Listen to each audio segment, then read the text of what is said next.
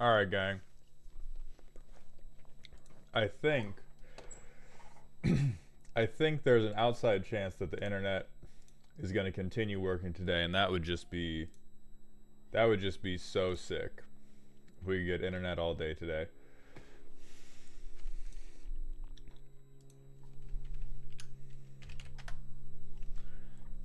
Willpower, what's up, my friend? Okay, so on the list today, today's list is a little bit jank because we had yesterday's stream interrupted. And then the method I tried to use for sorting and scheduling this month that I thought was going to be really clever was in fact just completely cooked. And so we have, let's see, 1, 2, 3, 4, 5, 6, 7, 8. We have about 10 decks that are in the queue for today, but we're gonna be doing roll call before we start any of these, because for some of these people it's on late notice, for some of these people it's a reschedule, and so I want to make sure that anybody who wanted to be here to watch can be here to watch, and that they don't have to catch a VOD unless they are fully opting into that. Kalir1, thank you very much for the Twitch follow. Welcome to the Doghouse. So I'm going to go ahead and grab the order and start posting it. And if you see something, say something.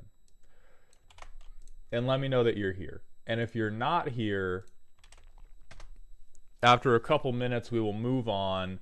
And I will send an email rescheduling you for some time next week to make sure that you can see it. Mihai, I'm doing pretty good. I was playing League of Legends before this, and I was absolutely jacking it on Yone, you guys. You don't know the glories of the item Jack show the Protean on the champion Yone. I see a handsome guy named Maldhound. Does that count?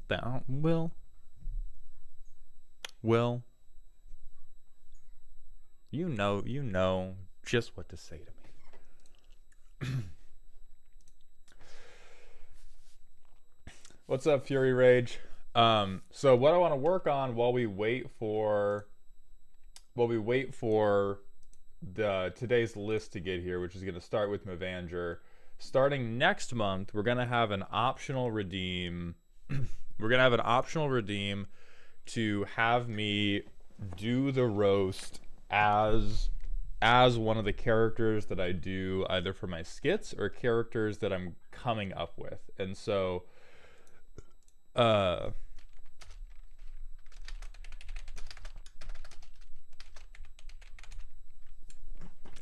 first one is Foghorn Maldhorn. If any of you have seen the Maldhound Magic Academy series, this is the one that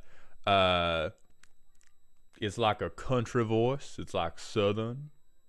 And then there's Caesar Mald Luxury. That's a good idea. Kevin is already in here. I knew Kevin was gonna be a fan favorite. Benoit Mald is Foghorn Maldhorn. This voice just has like 4 different names. But thank you, Dark. Yes, we will be having Benoit Mald. Kalir, thank you for the 3 months at tier 1, my friend. Welcome to the dog home. I appreciate that generosity. Take Your Heart and Dragon Slayer, thank you for the Twitch follows. Welcome to the doghouse. So one person has checked in.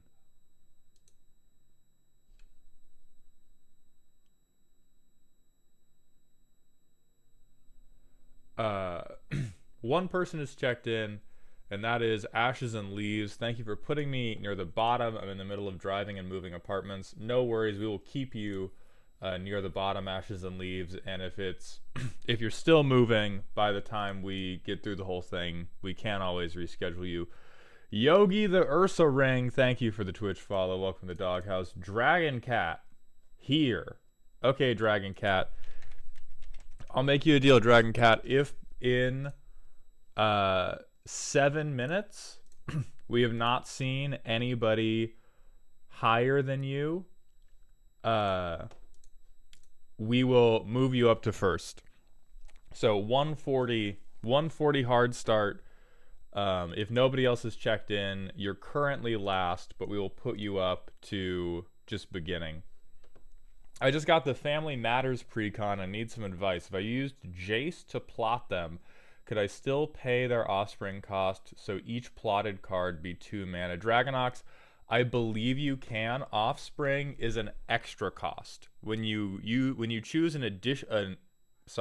choose an alternate casting cost, which is what you do when you cast for free off of plot, you can't pay other alternate costs, but you can pay additional. So that's Kicker, that's Offspring. I think like Spree also works like this.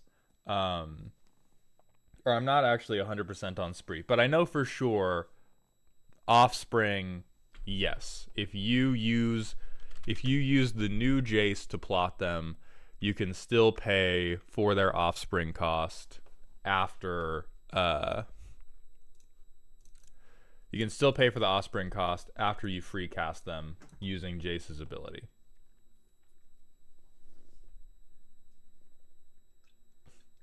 If you need to move me up, I will make my wife respond. I'll let you know.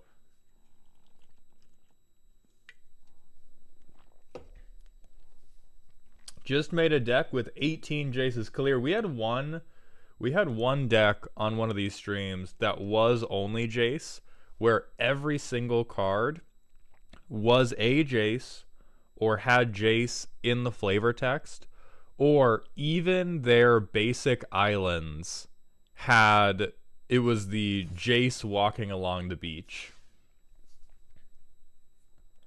Dragon Slayer, 100, enough to make a 100 card singleton deck. Guinevere, thank you for the Twitch follow. Welcome to the doghouse, my friend. So could you also pay the mutate cost or evolve cost? Well, mutate, Skeletor, is an alternate casting cost. So mutate doesn't work because it's an alternate cost. I don't know what evolve is as a cost. I haven't seen that as a casting cost. I've seen evolve as a keyword, but I've never seen evolve as a casting cost. So I cannot remark specifically on that.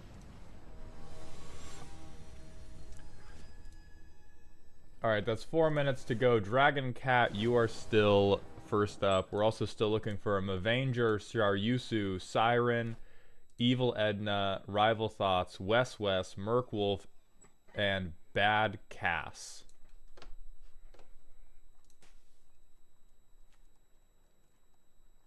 The one where it made the 7/7 into an 11/11 for 9 and a Phyrexian green. So that is an activated ability. That's not a casting cost. That is you just activating an ability of the card. Yeah, sure, we make this work. I think Requisition Raid's the weakest thing here. It's on a Tali, Skeletor, so I know what you're talking about now. But since it's not a casting cost to begin with, that has nothing to do with whether or not you've cast the card for free. Please don't blow up my guy. He probably will, but please don't. Yeah, you're good, Skeletor. Definitions are... There's a whole lot of definitions in this game.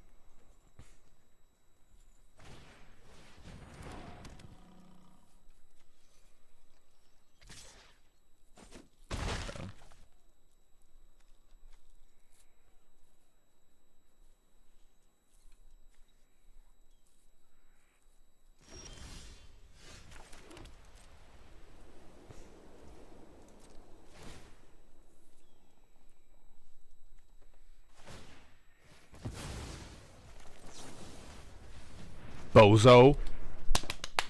That was actually suboptimal, and I will probably lose for doing that to my own thing instead of their thing. But I wanted to do it. Oh, we're so fucked. They just have... This is just the fucking nut mount opener.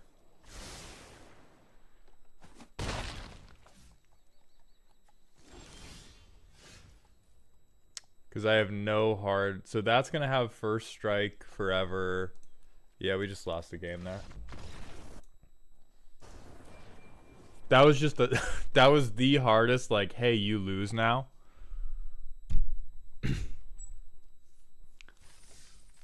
That's too bad. Fuck draft. All my homies hate draft.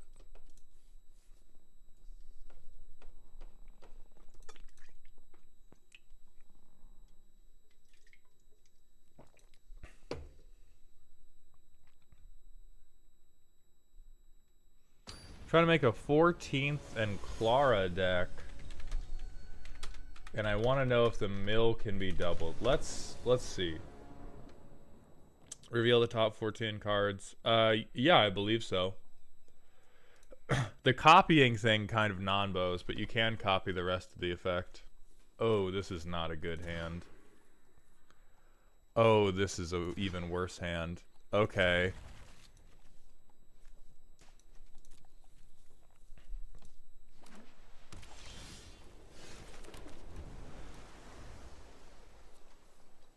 I'm so fucking cooked. We have crab. But the thing is, since we started on 5, if they have just like a single removal spell, we become cooked so immediately. Yeah, they're on Naya. Surely they won't have... They're on Naya Crimes. Surely they have no way to give this double strike. That's all you.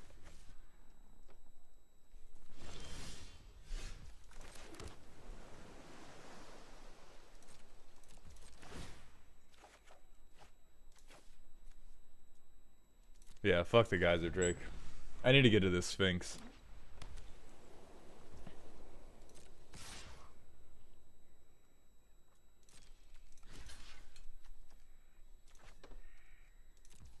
Yeah, I can still take 2 more. Yeah, no thank you.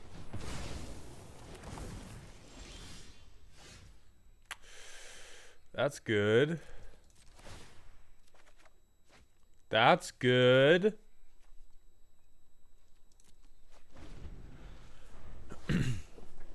I'm not sad.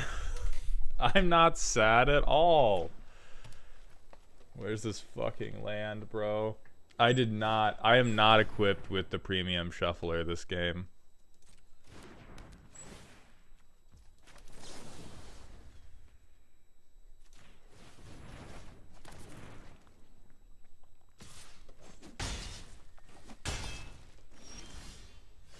Holy shit, man.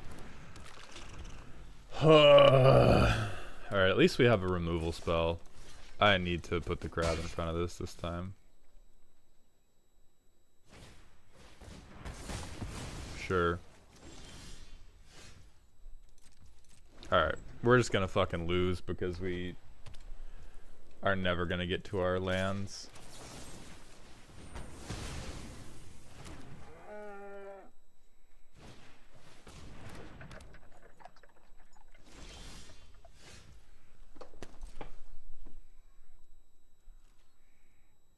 Isn't draft so fun? Isn't draft just so interactive? And it's so like... What I love is how important decisions are.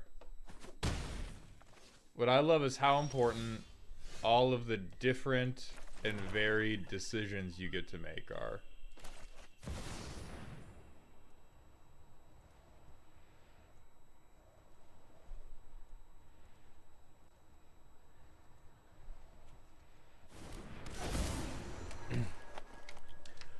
Polar Bear, I have either 17 or 16. But I didn't cut that many, and more than the lands, I think my deck stops at 5. I think these are the 2 5-drops I have in the deck, and then these are all of my 4-drops.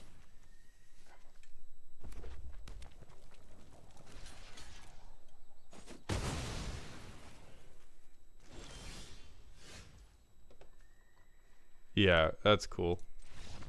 That's so neat.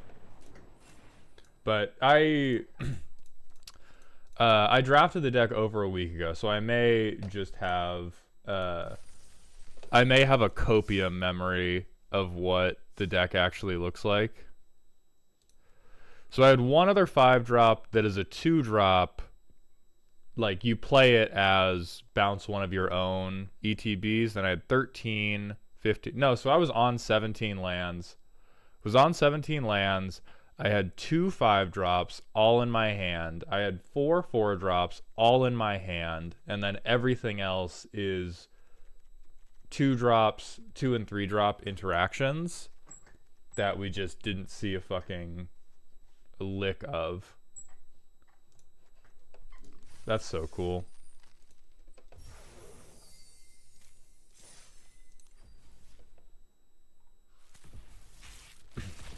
Sometimes RNG just decides you need some of that Daniel Craig Bond rope treatment.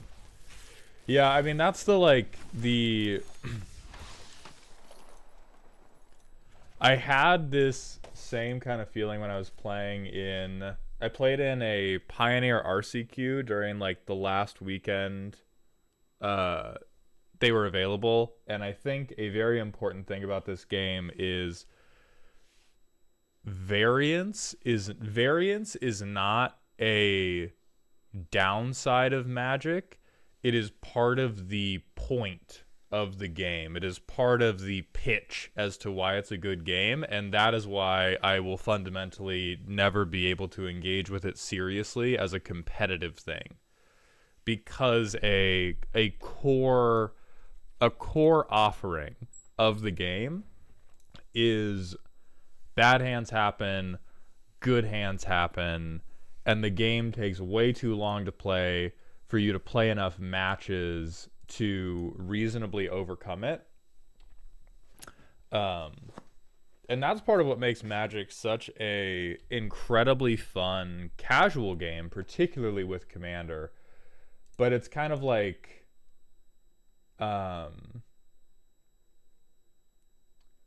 it's poker, but for nerds that think life isn't complicated enough. Yeah, I was going to go to poker and the rest of card games, but fundamentally it is... I don't understand the appeal of things like that from a competitive standpoint. I very much understand the appeal of things like that from a casual fuck around with your friends standpoint. But yeah, sometimes draft shuts me off and sometimes 1v1 shuts me off because I just like don't understand why it fucking... Don't understand how it's engaging. What's your opinion on Duskmourn, since Innistrad already takes up so much of the horror market in terms of Magic the Gathering? I think it's good that they're going back to that. I think the idea that the market is saturated with respect to horror is wrong because the market is... You guys, hey, you guys ready for me to say some stupid shit that you're going to have to hang with for like 10 seconds before it makes any sense? The market for almost everything is never ever saturated so long as the thing you put out is good. You can see it with Marvel superhero fatigue. You can see it with food products and fads. The market can only get saturated if the thing you're putting out is mid. Or more specifically, the intake of your product can only be impacted by market saturation if your product is mid. If your product is good, the market will simply expand. People will simply engage with it more than they did previously. And so it depends on how beloved this becomes versus Innistrad. If this drops and everyone is like, oh, this is horror but done way worse than Innistrad, then yeah, that could be a problem. But I think it's different enough that people will want to give it a look, and if it's done well at all, then horror will just become a bigger part of MTG. Um,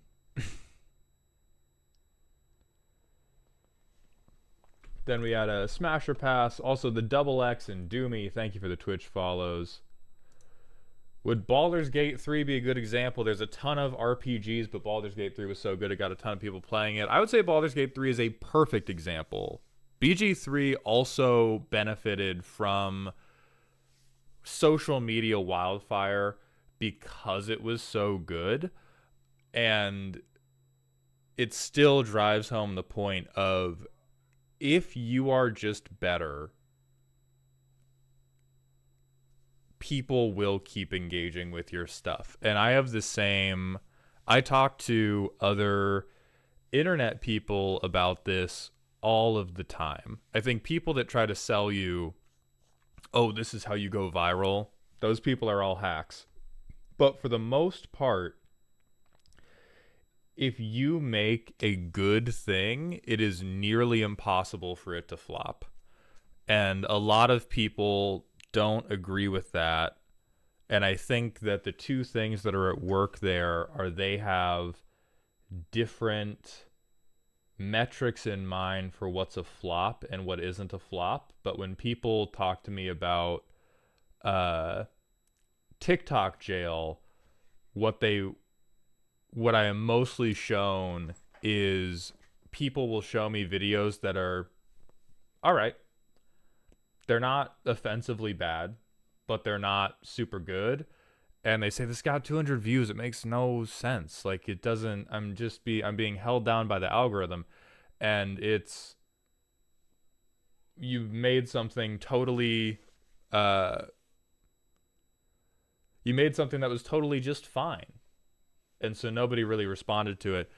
I don't think outside of upload issues or specifically being a re-upload, I have never seen anything that I would class as like, wow, this was good, not do well. I've never seen it happen.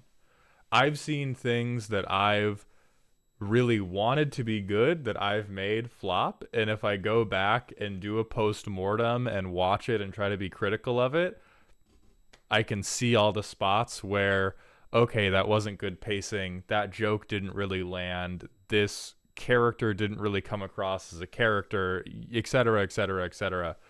In the words of my favorite manga, it will sell if it's good. Yeah. We have, everybody has such free and easy access to information and is so trapped inside dopamine loops that if you provide dopamine, people will fucking find you. People will fucking find you. Not to the degree that they find people doing corny dance videos. Like, there's the people will find you thing doesn't guarantee that you're going to be viral, doesn't guarantee that you can do it full time.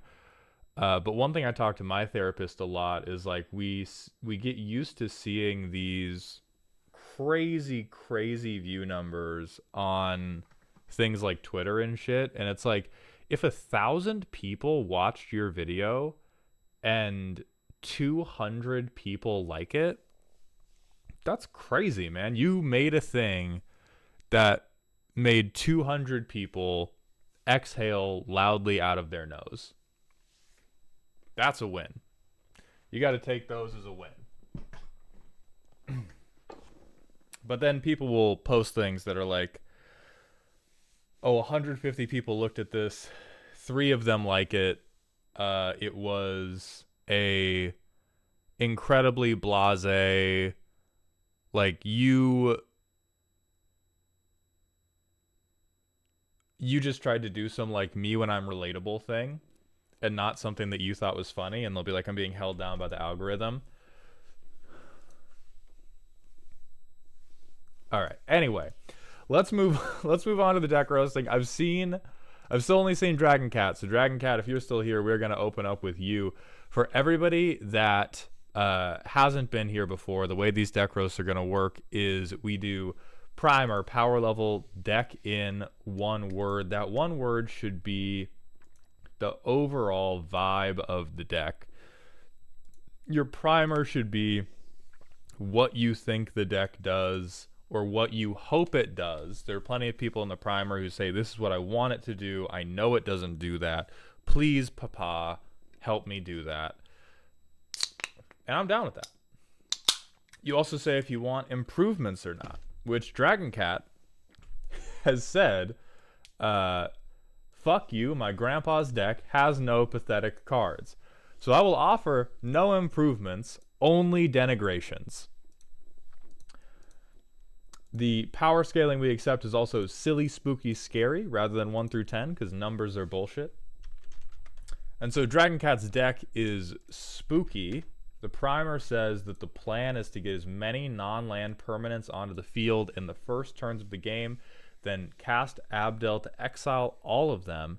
After this has been done, use Far Traveler to blink him at each of your end steps in full swing with the soldiers until your opponents are crushed under the weight of 51 ones.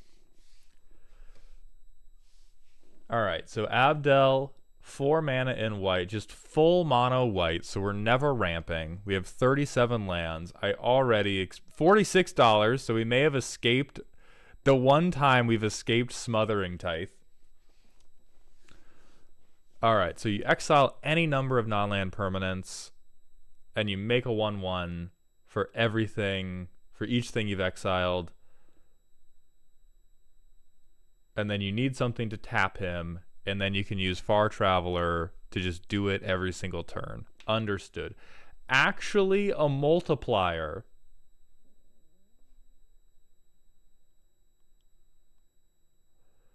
That's goddamn horrific.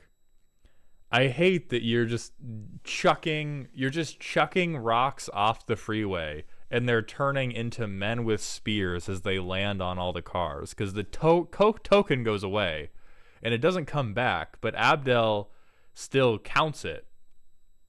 And so you just get him back as goddamn dudes.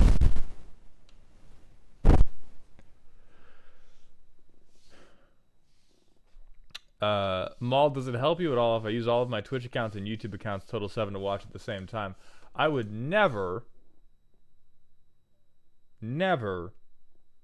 advocate for non-legitimate viewers. I would never, while streaming live on Twitch and YouTube, advocate for the use of dummy accounts to falsely inflate metrics. That would be a horrific thing to argue for.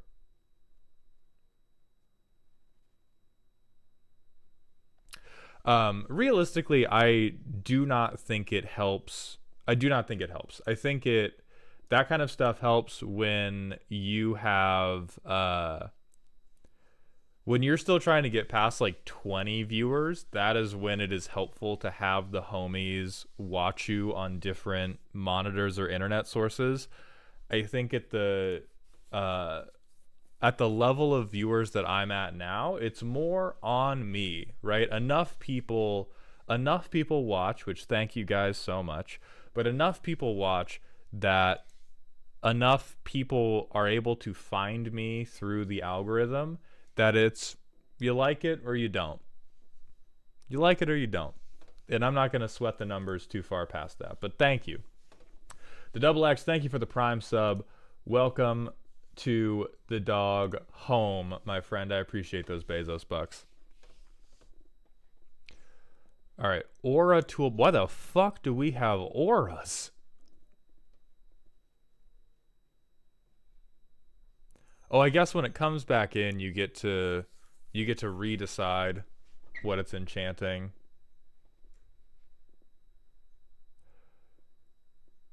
Jesus. I truly thought that this was gonna be like Ride of the Rohirrim, 1/1s charging valiantly over the open plains, and what it actually is an open field where there is one singular daisy growing in the middle of the field, and there's Dragon Cat pissing on it. There's Dragon Cat trying to figure out how can we make this a car or a motorcycle or a bike of some kind. You fucking monster. Okay, 15 draw. ETB draw on this commander is disgusting. Yeah, 4 Mirrodin probably works.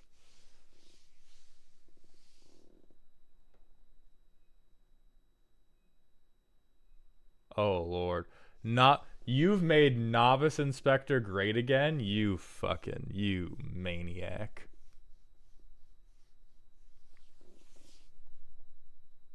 This is good. This is based as hell. Draw a card and hate on all planeswalkers. You fully have my heart. You dirty, dirty mono white player. Sakurai32, thank you for the Prime sub. Welcome to the dog home. I appreciate those Bezos bucks.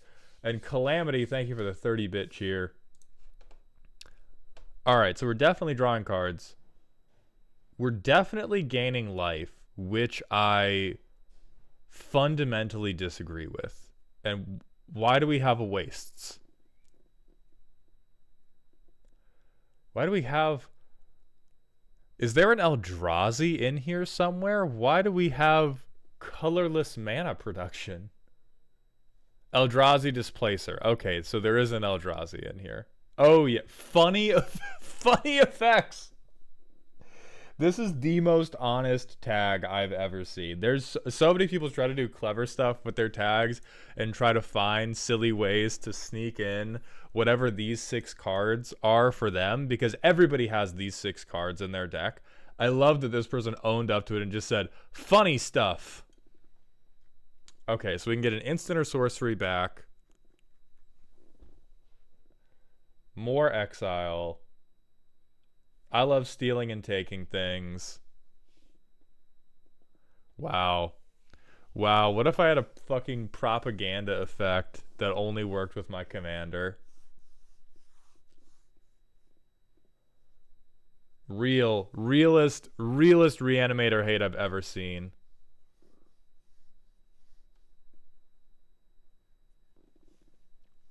I find it truly disturbing that one of the most disgusting removal pieces that Standard has ever seen is listed in this $46 commander deck as, oh, this is a 2-mana one-time blink spell. Yeah, that's all this is. That's all this is.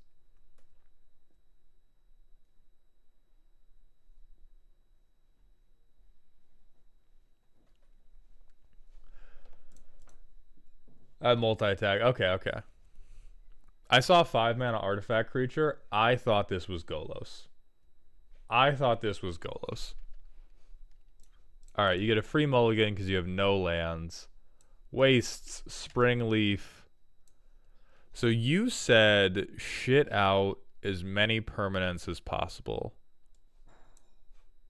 Oh wait, no. This doesn't actually make mana.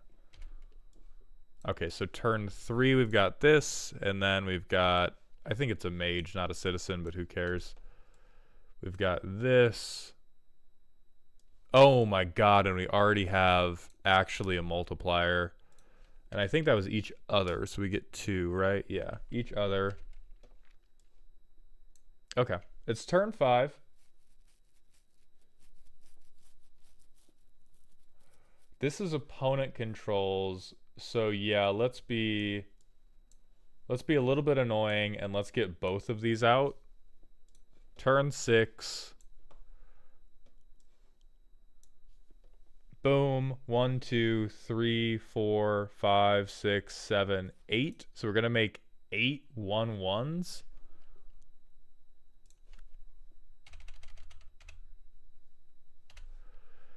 Horrifying. These go away forever. Except these guys all come, so these guys all come back. You make another 1/1. So you have 9 1/1 tokens, 10, 11. So we get 11 tapped. You get 11 tapped Power Stone tokens. And then we do all this. I mean, I'm holding Cloud Shift.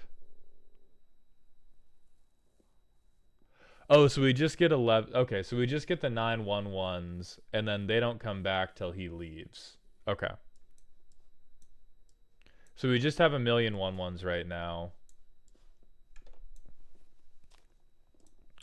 And then we'll hold this to protect him. We'll draw a card, gain some life. We'll put this on him. We'll wait. We'll draw a card.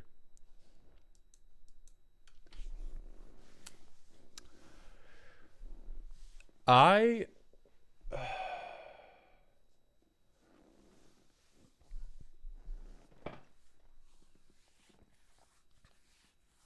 need you to have more. I need you to have an Itachi Uchiha in your life.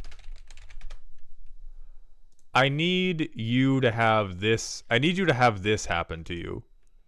And then you will be all better, because Dragon Cat, I think this is well made. I think it's well made. I'll give you that much, right?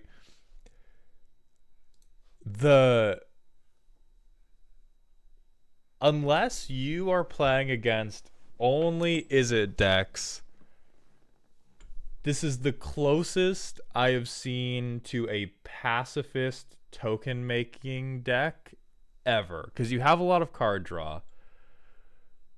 The only way I can see for you to kill somebody is when you count to 100, which is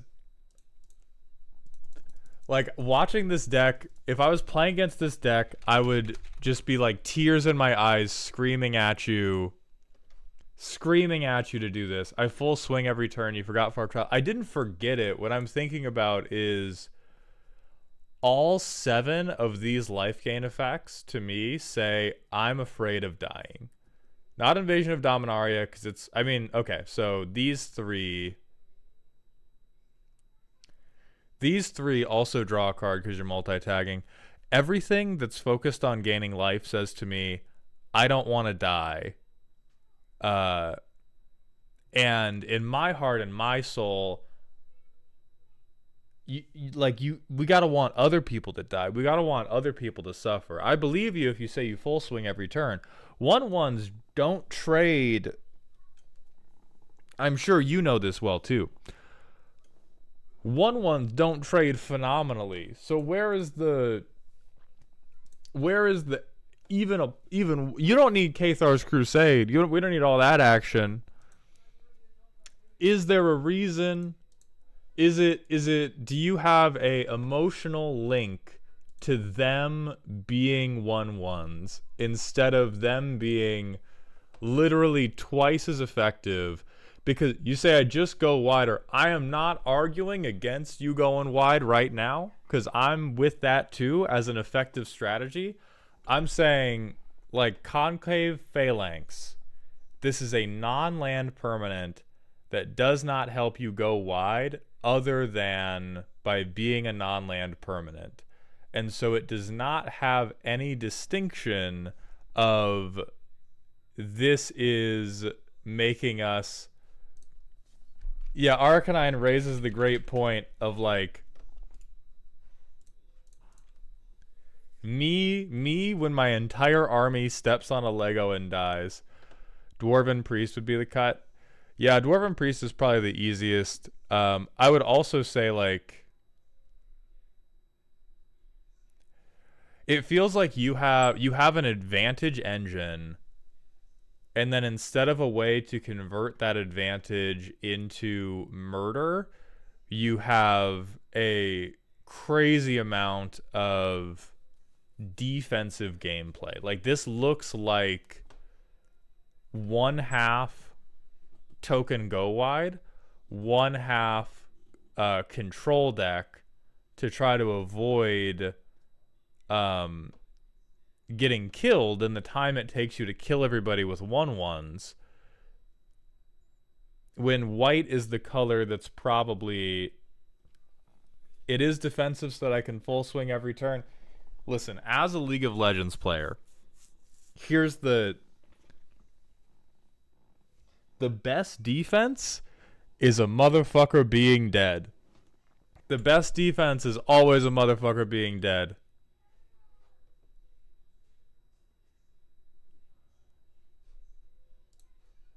Four mana to ramp is...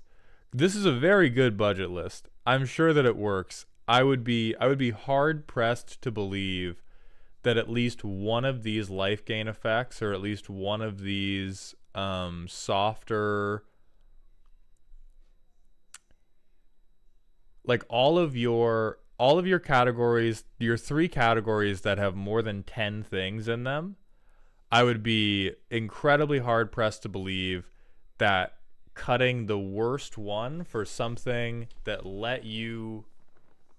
turned your 1/1s into just 2/2s. We don't even got to do anything special. We just need to put them through basic training. But if you have an emotional connection to them being 1/1s, if you have an emotional connection to Tiny Meat Gang, I get it, and I think this is great.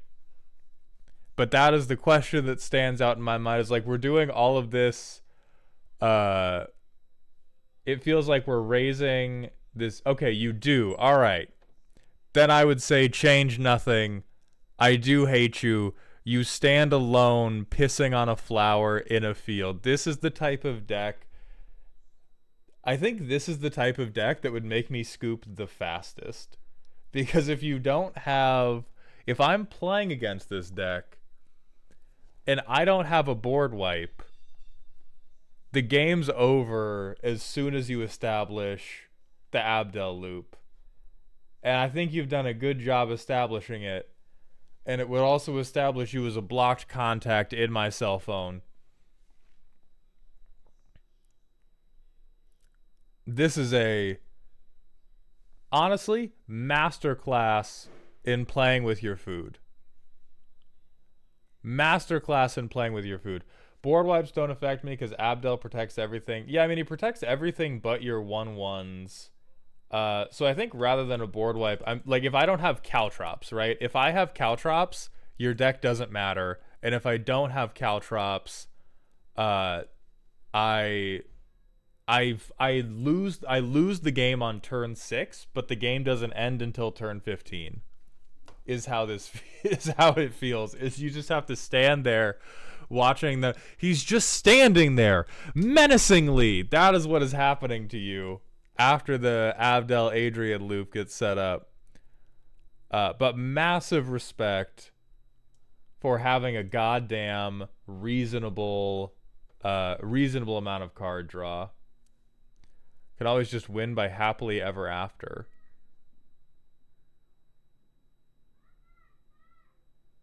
How do you get 5?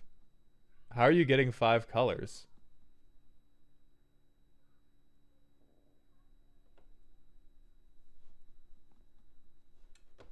In the alternate win con section. Oh, okay, so we make a blue token, green token. We need red token. And then we need a... Did you fucking bring back Coalition Victory? Where's the... Oh, does the initiative make a black token? You gotta lead with that, you motherfucker. Next... This is my $50 token go wide deck. Also, if I can't go wide enough, I have Coalition Victory at home. I have Walmart Coalition Victory.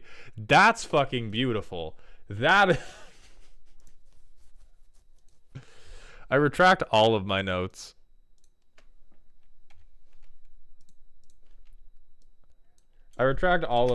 Never change. Never change, you piece of shit. Piss on every flower you see. Piss hard, piss loud. Congratulations. Have a great day. Never speak to me again. Jesus Christ.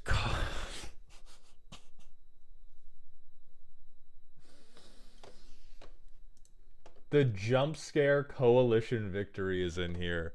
That would make me... This deck was designed in hell to make me mad. I get Massacre, Wormed, and Live is what the life gain is for. Okay, so we... Yeah. It's all... Listen, the best part of a commander deck is learning how a person has been bullied before. And so it seems like for you it has been that type of shit. I love that we have Sofia Daguerre. I don't even know what to fucking tutor for. So Dragon Cat, you tell me what Moonblessed Cleric would tutor for, and I'm just gonna play the turns pretending for card draw. Okay. I'm gonna get the Invasion. I fucking have it already. I have it already. Actually, I'm gonna get... No, that's an enchantment over. Fuck it. Happily Ever After. What the hell?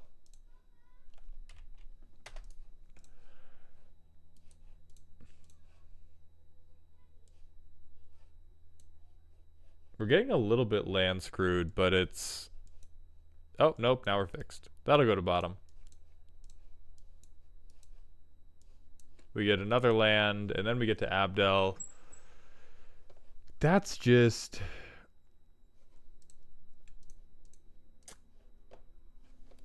That's a truly terrible thing you have done. You are so close. You are so close in terms of how difficult it seems to find the win. You're so close to could have been a barbecue. But the fact that you have built coalition victory in a cave with scraps wins me over today. The fact that you Tony Starked out coalition victory but dog shit, I give it up to you. This makes me so mad. Alright, we're now... Let me see. I know 2 people emailed saying that today was fine, so I'm going to look at this email.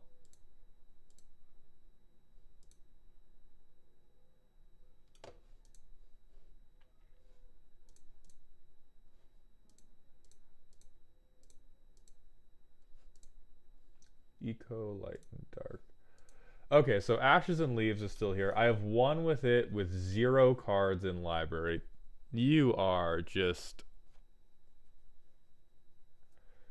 Tetruns, I need to have my deck review rescheduled at some point. Do you want to go right now, Tetruns?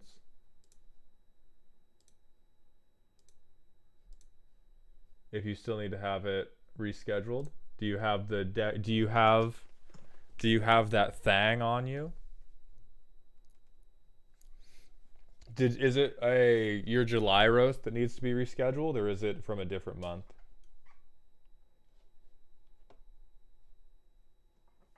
Well, Arak9 or Arak9, thank you very much for that. I appreciate the support. Oh, it's from like May, you think? Okay. Let me pull up the May sheet and then go find you. Does it sound like... Is it your... is it the Mr. House deck? Oh, it's just Aranine? Alright. It's just Aranine. It is. Okay.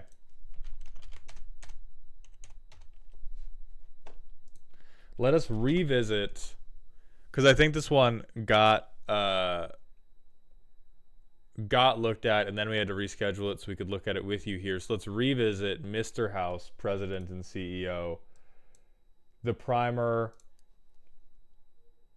is a quote from Fallout. I've been the first to get knocked out of a game purely because of how much treasure I was making, that things were starting to build up in my favor. The deck in one word is dice. Now, the only problem with this beautiful, beautiful man is they really have not given us a lot of fucking dice rolling cards. For the most part, every Mr. House deck, all the D20 dragons, you can look up You can look up roll a d20 in Mardu. Hey, guess what? All of these are in there. Except, well, wow, some of these are really bad. But most of these probably end up in there. So we want to cut cards to get it sub. Oh, so we're doing budget cuts. All right. So we're going from Gucci bag to Crocs. So what do you have that is most expensive?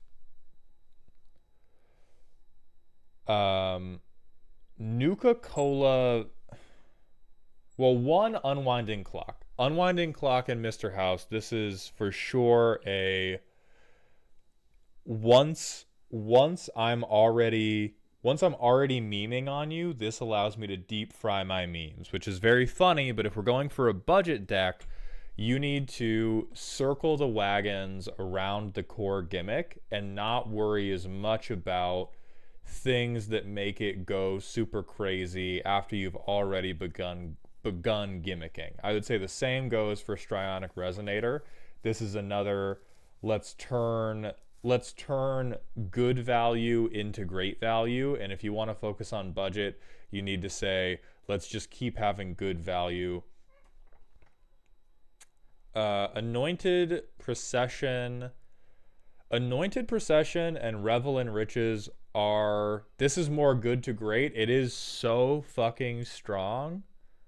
I'm almost inclined to let you keep it, but I do think, so we have $300. We have $300 of bullshit we need to get rid of.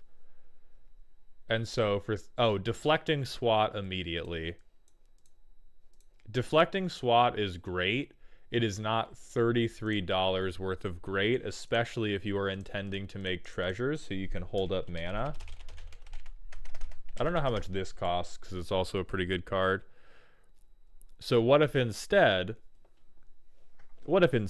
you simply paid for it and got $30 back? So that's 30 off.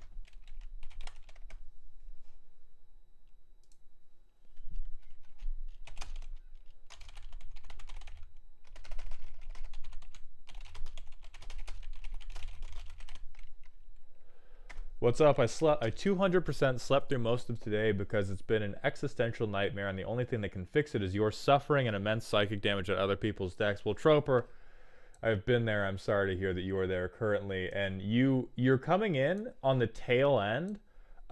Somebody built Coalition Victory in the cave of a $40 mono white deck. Steve the Skeleton, thank you for the Prime sub for the 3rd month in a row. I appreciate those Bezos bucks, my friend. Welcome back to the dog home. So, Mauled, how many of the commanders from Bloomborough are you going to have to pull the furry claws on when it comes to getting it? The thing I am both thankful for and hateful of is they did not put titties on any of the animals, which allows me to very blanketly go, nah. Pretty much every furry selection that we have opted into so far has been off the back of, man, them things are thanging. Them things are in fact thanging. What am I supposed to do about it?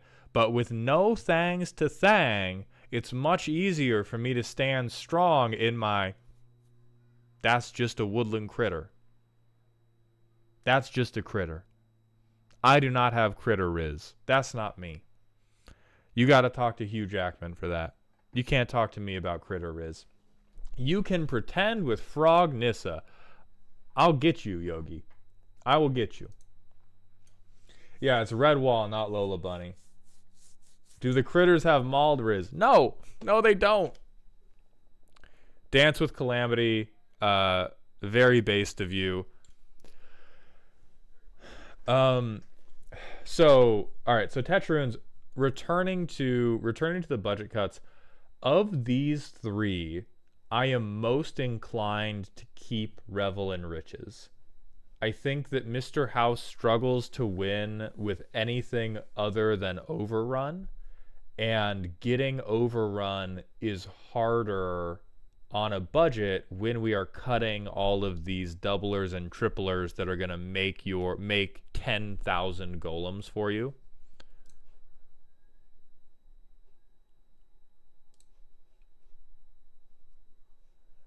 And so of these 3 very expensive enchantments, I would say Revel in Riches is the most keepable because it gives you an alternate win condition that you have a legitimate chance of getting.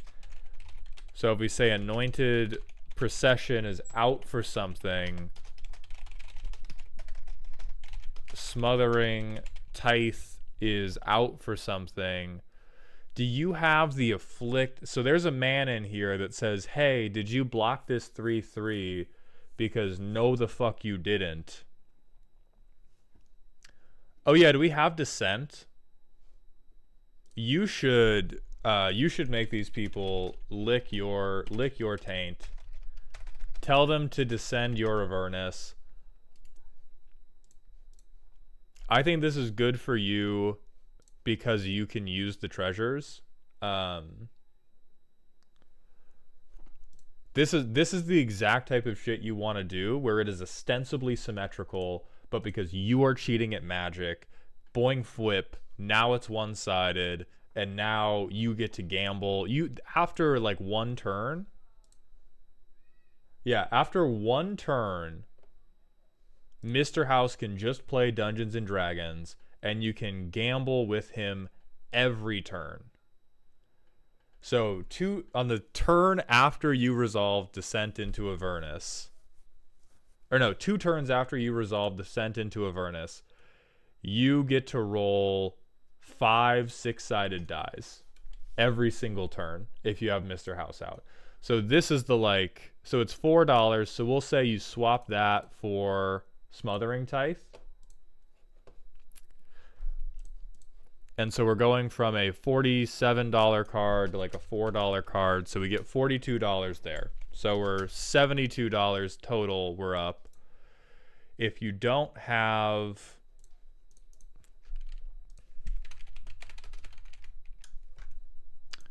We want to be afflicting them. So Cyberman Patrol. So this is another $4 card. Well, $5 card. We'll be honest. So a $5 card goes in for a $24 card. So that's a $19 difference we get, which is, so we're at $91 that we have cut. So we're down to $400. So we have $200 to go. We have to cut the dragons. The dragons are just here to roll d20s. I realize Copper Dragon is sick as fuck for the deck as well, but if we want to go budget, it's like, if you want to go budget and keep Ancient Copper Dragon is the only good thing, is the only cranked card you get to have. You are eating ramen, breakfast, lunch, and dinner. Copper's too, okay guys, so we're going to do a $200, this is the...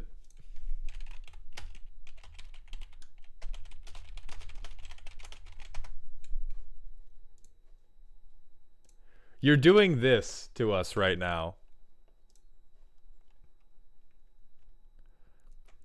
You're doing this, but instead of chatbots, it's Ancient Copper Dragon. And we're gonna do our best to cut $700 from rent and $190 from food, but this is fucking you. I understand cutting them, I already have. So let's see if we can possibly, I think a good frame of reference is if you keep Ancient Copper Dragon and we have $130 to work with, everything else needs to average out to being $1.30. So basically anything over $2 has to be cut, or Ancient Copper Dragon has to be cut. So now the deck list on my end is down to 480. I don't know. A price update may have happened. We We may be using, I'm using Card Kingdom or using TCG Player. Also important, are they using Card Kingdom or TCG Player? Because there are many things, not everything, but almost everything is much more expensive on Card Kingdom than it is on TCG Player. But anyway, so you want Cybermen Patrol.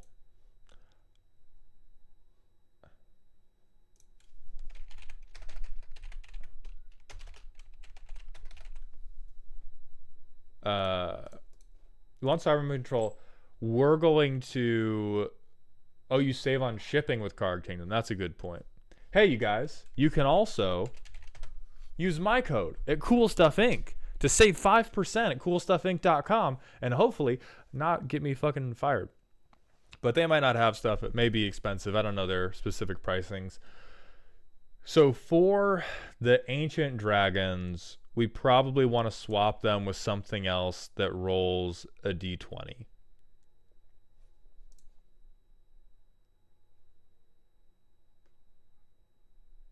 Hopefully something good that can roll a d20, but we may not get that.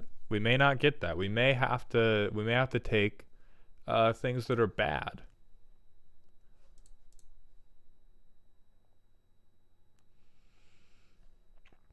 So you could do Wand of Wonder.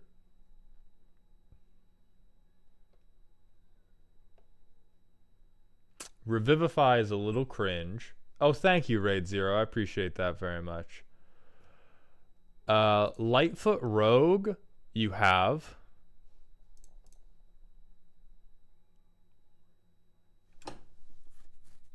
Damn, these really not good cards. How do we add will the playgroup let you add Unfinity Tetruns? That's our next big breakpoint. Oh, what about clones to copy things that make d20s? That is a good idea. Or blink instance to repeat ETB rolls. So we have attack trigger. You could do I don't think we have Will's Reversal. So a lot of these are combat triggers, so we probably want... Oh, there's a Bloomborough card that you... There's a Bloomborough combat enchantment that you may actually...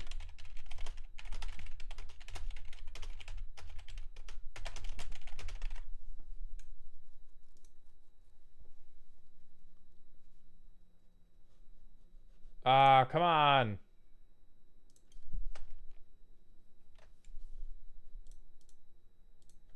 Come on. Give me the fucking guy. Echoing Assault? Probably. Echoic. Or you could just misspell the whole thing. You could just misspell the whole thing, you guys. That would also be fun. Okay, so Echoing Assault...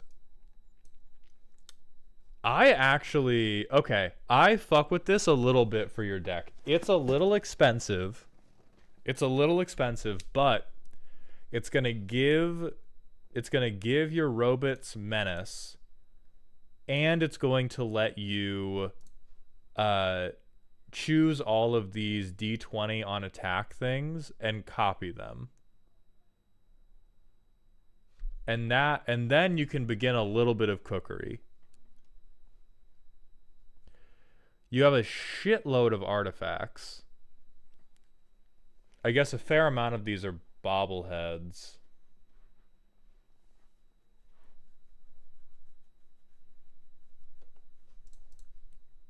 Yeah, I looked at the... It's 67 cents. Oh, Echoing Assault doesn't... Oh, it doesn't cop. God damn it! Never mind. Don't run this shit. Karma, right now we're less looking at jank. We're trying to do a glow down of this deck so Tetruns can play it at a table with a budget limit. The jank that we did have so far today is a mono white token deck that secretly just has Coalition Victory in their mono white deck by having it was some sort of, if you meet a bunch of these conditions, one of which is having 5 colors, you win. And they have tokens that make stuff. Kiva, the budget limit is 200, so we need to cut about $300 worth of cards. We've ostensibly cut 90. We're looking for cuts for the dragons right now. The dragons altogether, that's like 30. The dragons altogether are about 100. So if we were going to... Oh, hold on. All right, easy. We don't have card draw. So this could be a thing that we have hoarding ogre already. So like honestly, these could be things that you just cut for like fucking read your bones. You could just read some bones.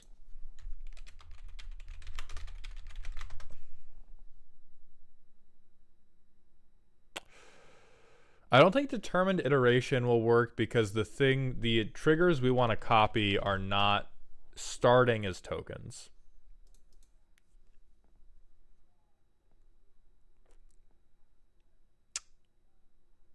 Ortheon would be great.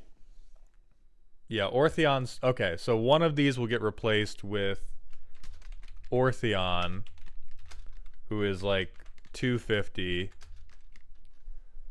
Ortheon, then we have, you said, Caretaker's Talent.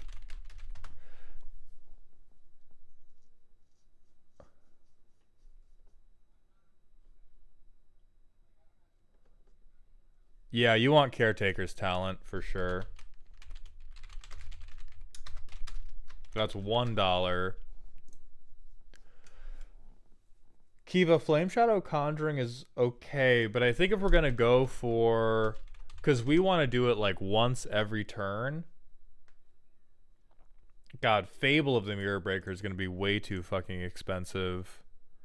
I'm also worried that Kiki's too slow and too costly just to like begin giving an advantage engine.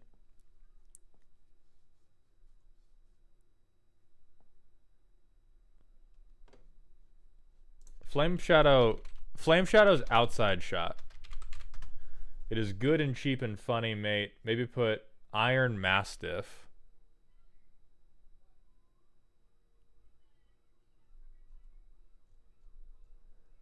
That would be a little hot if you cared about flipping coins. Ooh.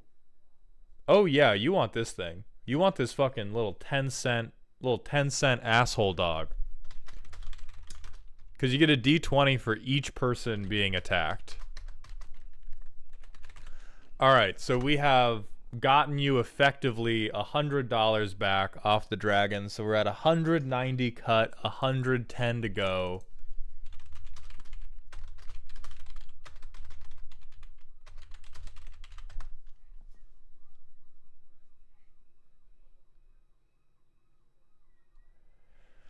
This is okay, but what we're most worried about is our tokens dying.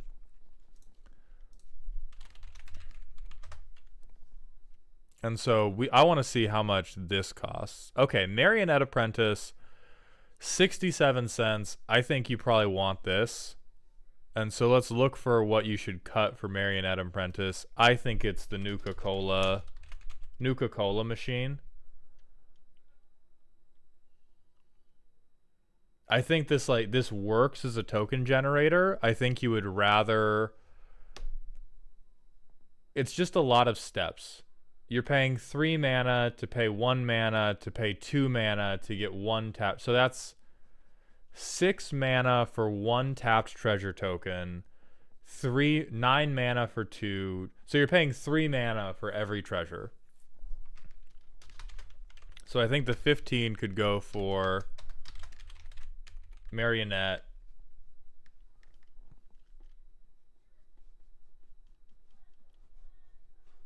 What's our next most? And then unwinding clock is 8. I think another thing we should look at is lands. Like a 3-color land base can be difficult on a budget, but there's also a lot you can do. Like there's a ton of $10+ cards we can pull out. So to try this, what we're going to do is we're going to open up. We're going to duplicate this.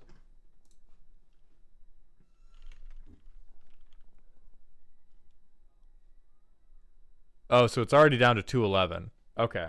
So they've been making, Tetruns has been making changes in the background. What are our most expensive lands? All right, I see you dropped the fetches, which makes sense. Have the slow triome.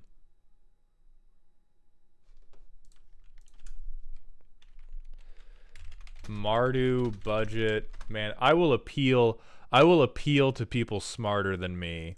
And we will look at what the recs are for the budget mana base.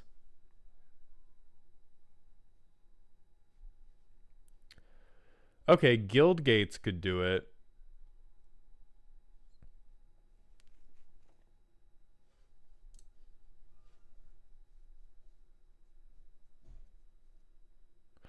I'm missing 2. Mine says 98 in the main deck, so if you have other like cuts and adds you've made, that may just not. Yeah, or we could be on different sellers. But truly, I think you are basically there. Like if you replace the surveil lands with guild gates, that will cut like $20, and then that gets you under 200.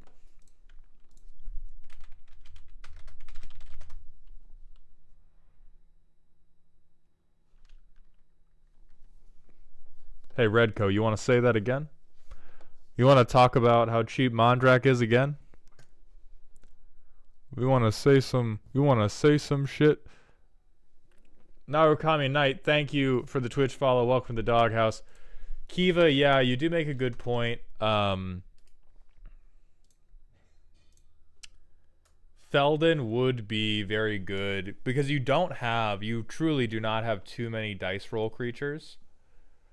And so Feldon would be great for recursion. He's also very cheap, and so you could cut another like particular like Smothering Tithe, which I think we've already told you to cut.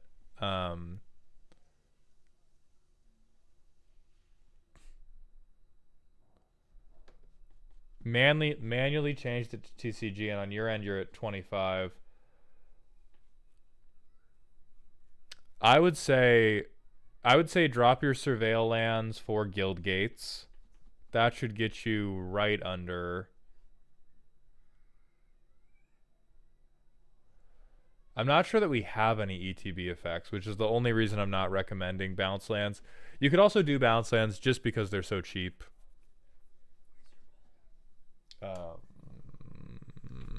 There's no way to know something like that.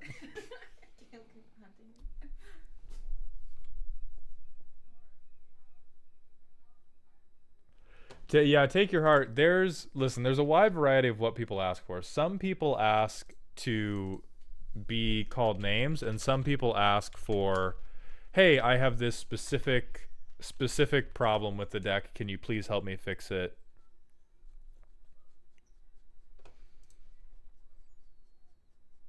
Shared Animosity would be... Yeah, you could do robots.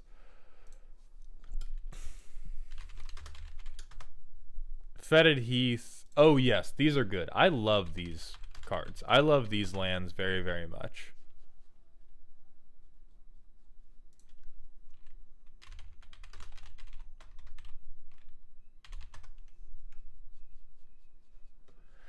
Yeah, so I think if you make those slight shifts to your mana base, you'll be under really quickly.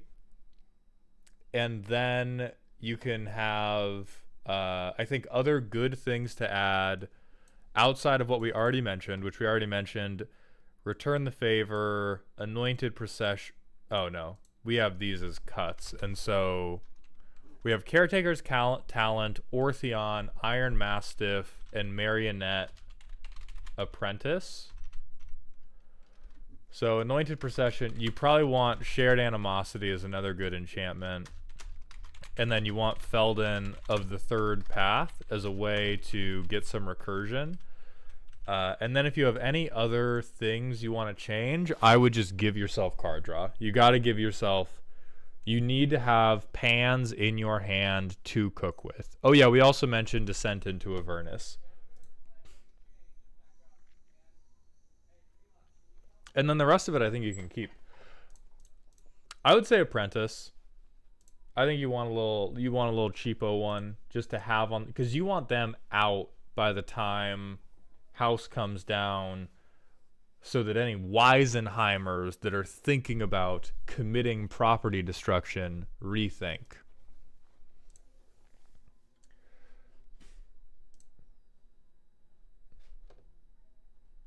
But yeah, I love gambling. I think it's good to... Gambling's fun. I think this is a relatively good house deck. And now it's budget. What if we took a casino and removed all the money from it? Real Donald Trump moment from us on this stream. Nothic is fun. Why am I... Alright. That is silly if you hit the 20. Alright, so we're still looking for Rival Thoughts, West, Merc Wolf, Ashes and Leaves, and Bad Cass. So if any of you are around, let me know, and we'll move on to Euros next. I know that Ashes and Leaves was moving. Of course, Tetruns, I hope this was useful to you. You didn't open Flub, Weirdest? Rest in power. How's the Bloomborough pre-release? What did you... Anybody who went to a pre-release, what did you all think of Bloomborough Limited? Because I got some strong opinions. Narakami Knight, hit me with that personal question, and thank you for the follow, as well as Twilight Wolf and Hamster Sumo. Thank you all. I'm going to use the bathroom, but type that little question. Type what you felt about Bloomborough pre-release.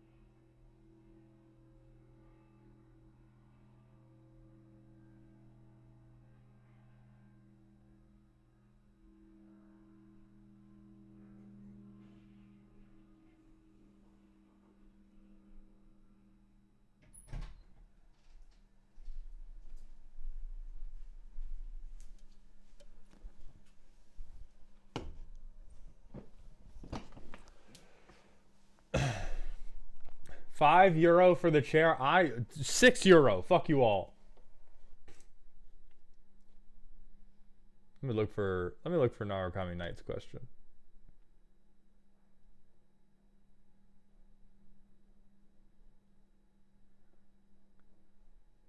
$4 for his mic. Troper, can you at least price things accurately? I swear.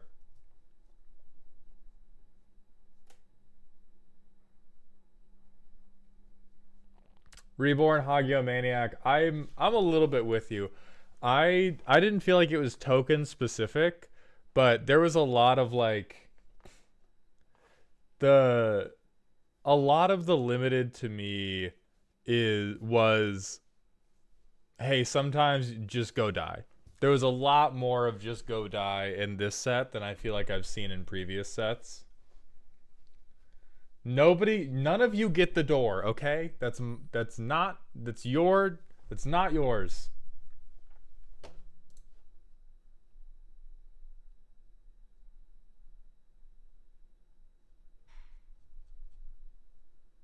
You just beat a dev on Arena Meme College? Congratulations, bro.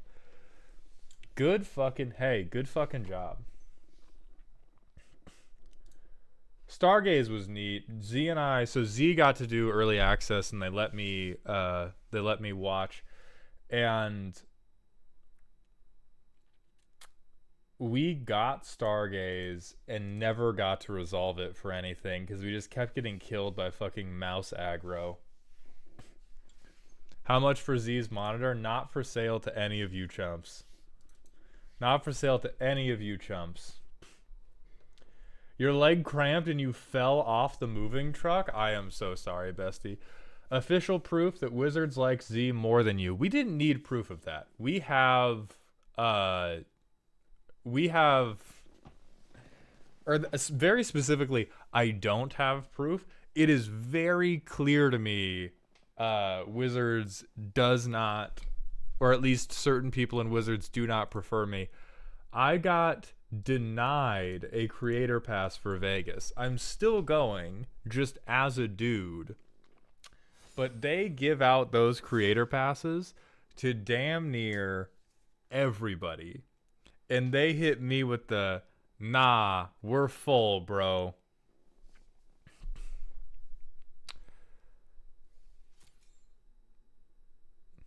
Willpower, are there any plans for you and Z to start a gameplay channel when your lives stabilize? I would say aggressively no.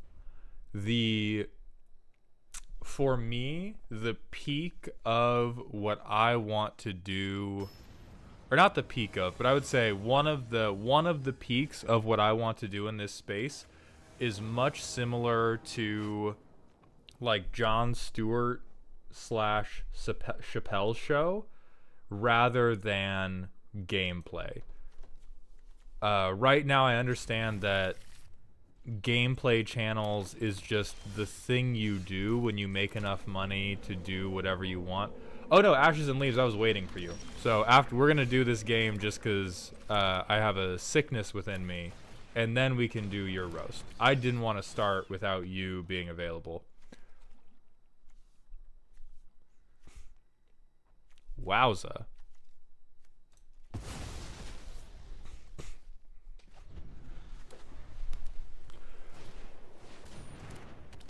Hang on, is my name a reference to Tsunami 643's content? I do not know who that is. And so no, oh, the 420 Booty Wizard? Is Tsunami 643 a Dota player? Because it's a reference to a someone who used this tag in a Dota match. Then yes, it is a reference to their content. Yeah, I saw them play it in like some like side event at a tournament. That was it was just like an all middle tournament, and I was like, ha, that's funny. And I saw it like 6 or 7 years ago, and then most of the tags I named myself are now that. Red Co was taken. Thank you for that Twitch Prime sub. Welcome to the dog home, my friend.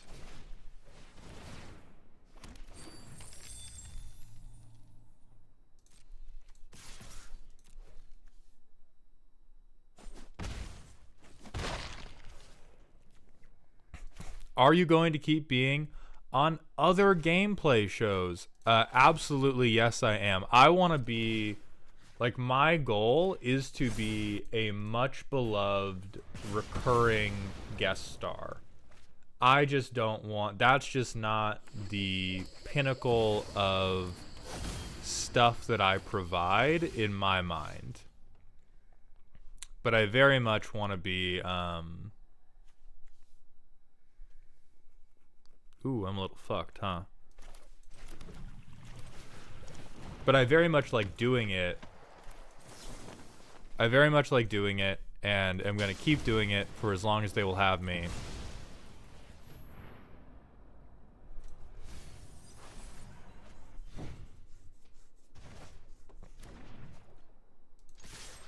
But yeah, it's not something where I ever want to make my own. I just want to be on, I mean, literally whatever gameplay show is down to have me.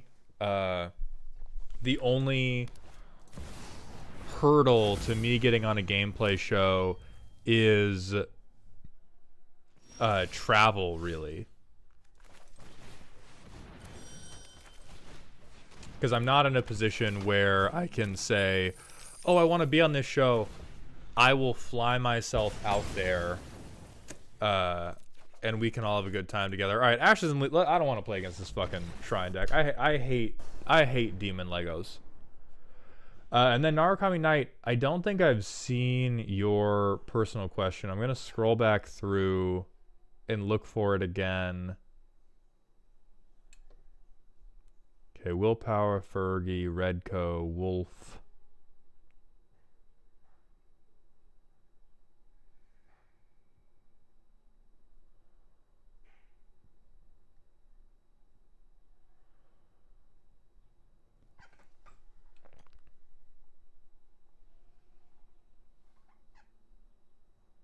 A continual menace to Nerd Girl, you mean? Yes. Yes, I would like to be as much of a menace to Nerd Girl as I possibly can. Yeah, Knight, I can't find your question, so if you did type it, sometimes the bot eats it for no reason. But Hagio Maniac also has a personal question. Did you see that thing the Command Zone did where they drafted their favorite equipments? What's your favorite equipment? I don't know that I have a favorite one. Let me think. It's just I often don't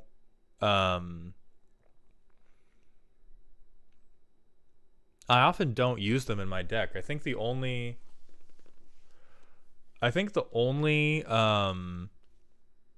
equipment I've used with regularity is like Skull Clamp in my Evil Henzi deck. Norway Pete, what's up, Goat? Thank you for the tier 1 Twitch sub. Welcome to the dog home, my friend. Willpower, who's my favorite airline? Alaska. Hagio, I will return to your question. We're going to divert to the airlines question because that's a slam dunk. Alaska Airlines. Flew on it all through college. Still flying it now whenever I can. Get grumpy whenever I have to fly any other airline. Fergie, I'm going to agree with you. Shadow Spear, I really like. This is as close as I get to a pet card in a lot of my arena decks because I love, I love making people lose hexproof and indestructible. This is like a spite equipment. I don't even notice the lifelink. I just have this to make things unhexproof and destructible once again. Corpy, how annoying would you rate Squirrel Eldrazi deck? 8 out of 10. 8 out of 10.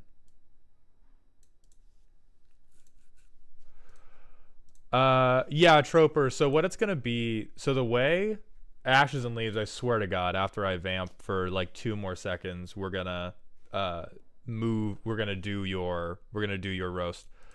The way the characters are gonna work is when you submit your list, the next month's sign up is going to have a question where I say, would you like a character to review your deck, if any? And you can select your character ahead of time, and then the points redeem will be a wheel, and there will be a large, yes. So as you said, there will be a big one to redeem a specific character for like a couple minutes, and then there will be a smaller one for spin the character wheel and we see who we get. But for the roasting, it's going to be with your roast. You can say, I want this person to review my deck, And if you say I don't want any of these people to review your deck, I will just do it as basic me. R9, I'm going to have costumes for all of them. I'm going to have, so I've been reading Mistborn Era 2, and I really love Wayne, and I will be deeply hurt if anything bad ever happens to him. But I really like his whole switching like hats and outfits to switch characters. So I'm gonna do things like that. Like, I'm not sure what Kevin's outfit's gonna be, but I'm gonna have the robe headband for the greatest magic coach. I'm gonna have either a hat or an ascot or some. I'm going to have some type of physical accoutrement for every one of these characters. Pepe Silva Investigator Mauled. Who's Pepe Silva? But down. And then Caesar Mauled, I'm gonna have the robe. Kevin's not a lab coat guy. Kevin is a crackhead who works for the Wizards of the Coast design team.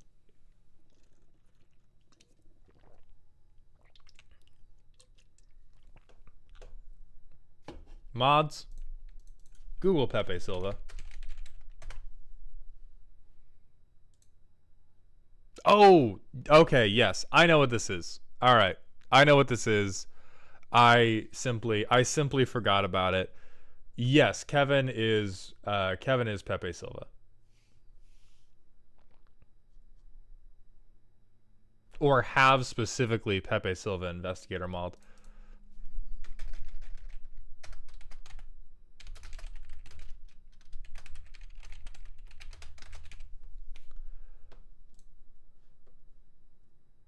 Kevin just needs a shirt that says Nadu is fair. True. No, Timmy is the guy that learns from the greatest magic coach. Timmy is not too, like, the way the greatest magic coach series works and the way many of my skits work is you need a very easy way to set up any situation is two unreasonable people that keep going over the top of one another, or one unreasonable person in the face of a totally normal, reasonable person. And in the coaching skits, Timmy is just like a normal dude. And then Coach is unreasonable, but learns Timmy on how he is actually correct and knows the truth of the universe. Abukara Y, thank you for the Twitch follow. Welcome to the Doghouse, my friend. Oh, we could do Wayne. We could bring back Wayne of Willpower. I'm glad you like the Nadu skit. And yeah, as Troper brings up, we're gonna move to Ashes and Leaves commander deck. Spooky, I want Elenda to explode in a cloud of vampires with a side theme of vampire aristocrats. So not only do we have an inflation fetish, we have an explosion fetish. How thick can Elenda's thighs get before she bursts like Squidward eating Krabby Patties? Editors, when we get to this part, pull up the Squidward image. All right, 36 lands. That's reasonable. What's the curve look like? That's okay. That's a very commander curve. This is the mana table. It's not the mana curve. It's the mana table and then the mana stool down there in the late game. And then the deck in one word is vibe. And so let's talk about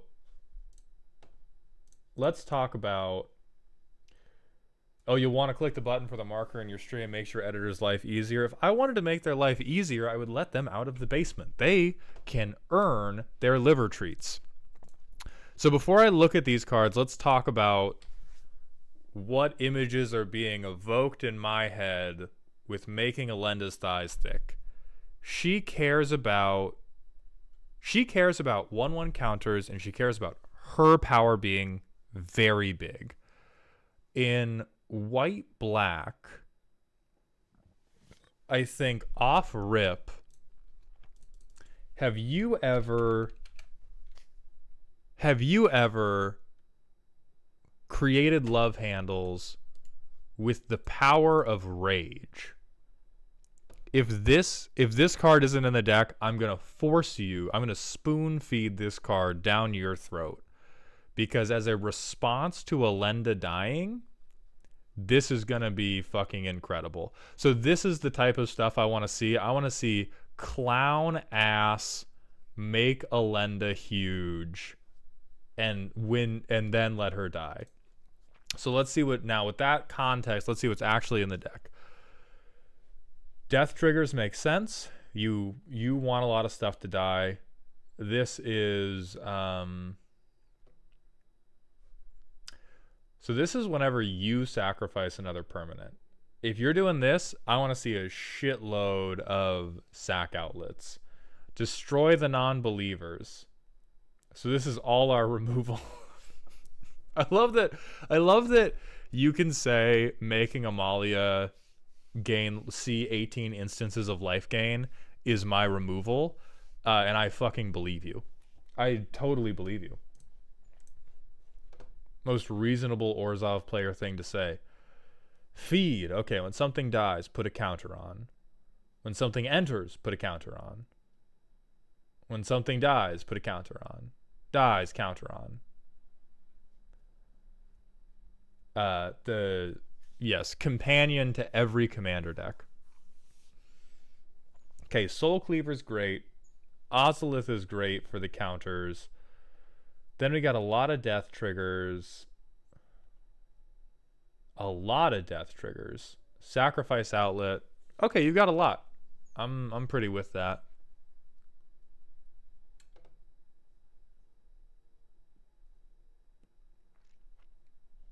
Food source. Okay, that's a doubler. Charismatic Conqueror is really good. Edgar's okay. Death trigger.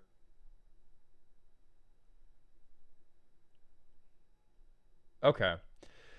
So the first place, or not the first, the main place I feel like your deck is kind of bumping tips instead of successfully docking is you have a ton of stuff that goes crazy once something starts to die. You do not have a lot of good options for who wants to be the first person to bite it. Because pretty much everything, most of your things, other than Charismatic Conqueror, most of your things that really shit out tokens, only shit out tokens if they're big when they die. And they're only big when they die if you've already shit out tokens.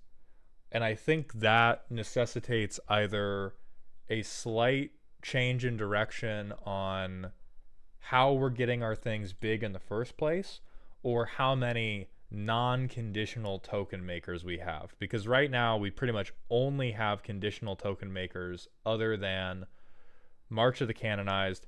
Charismatic's conditional, but you're going to meet that condition, so that's okay. Animation mod, like, so you have everything that's really synergistic, but it is synergistic to the point of being incestuous. Right now, if one cog in this machine fails to work, the rest of the machine fails to work. And we want things to talk to each other, but not be completely dependent on each other. And to that end, we have a handful of interaction, and then only things that only matter if we've gotten other things to already matter. Like, the best we could do is play our commander on curve. We can Kaya, and we can counter her. I don't even know if we want a roaming throne yet. Is the least conditional? Yes. It's not a particularly hard condition, but if their effect can conceivably make 0, it's conditional. But conditional is a spectrum. There are conditions that are very hard to meet, and there are conditions that are very easy to meet. Especially, you know. And I think right now, we have a lot of things happening at 4 mana. It does double Elenda, but Ashes, like, the thing I'm saying is everything you have only goes crazy if you get another piece that works with it specifically well. So we're going to be a little bit sponsored by EDHREC, but we want to look at creatures that might help you make tokens in the first place.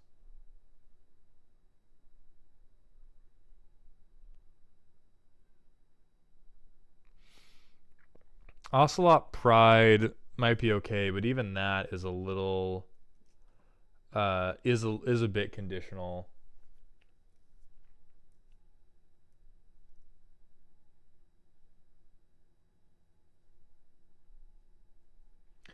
So I'm thinking about Bloodline Keeper.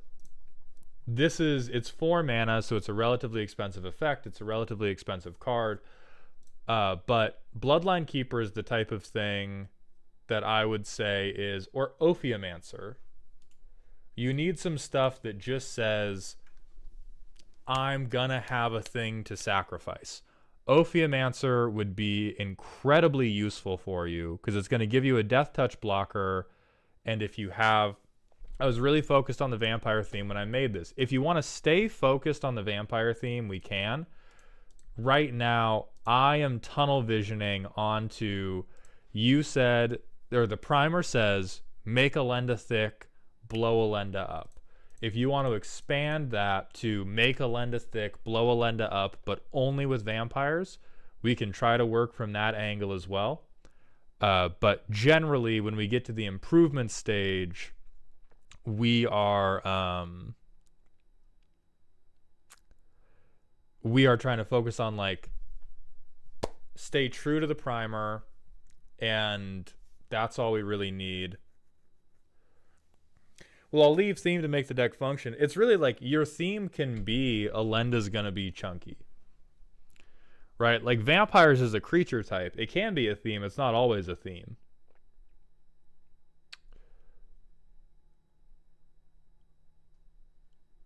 So this would be Teysa. Where can we get a little... Yeah, Bitter Blossom would be good. Call the Bloodline.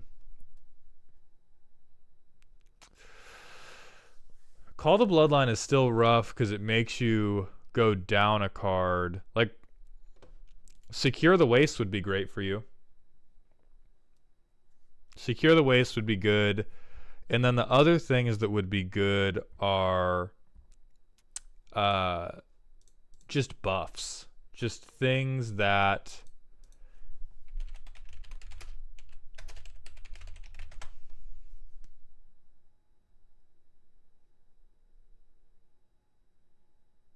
Oh, wow, yeah. This would be awesome for you. It is expensive, but, I mean, just print it out at Costco. Like, I think things like Ghost Lantern only really start to work once the machine is already turning over. The fact that it's also recursion isn't bad, but I would take some of these things that only start going off when you're already working and replace them with things that make Elenda good immediately. And so by make Elenda good immediately,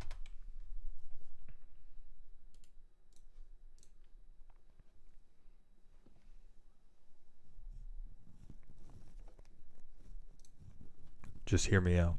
Don't play this. The equip is far too expensive.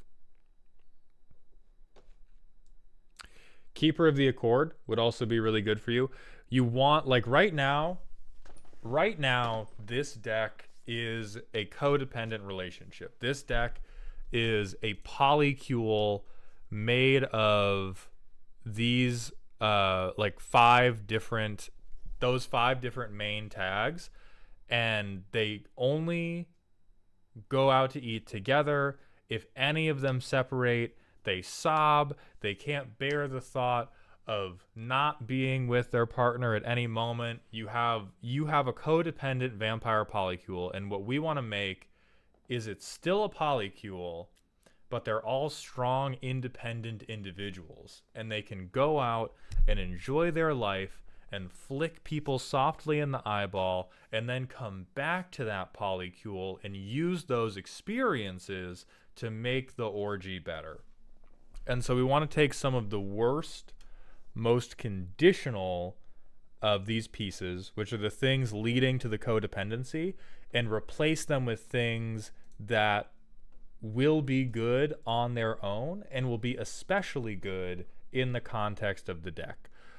So I would say Master of Dark Rites can go, especially as we move away from making this just like another vampire kindred deck. So I would say Master of Dark Rites can go.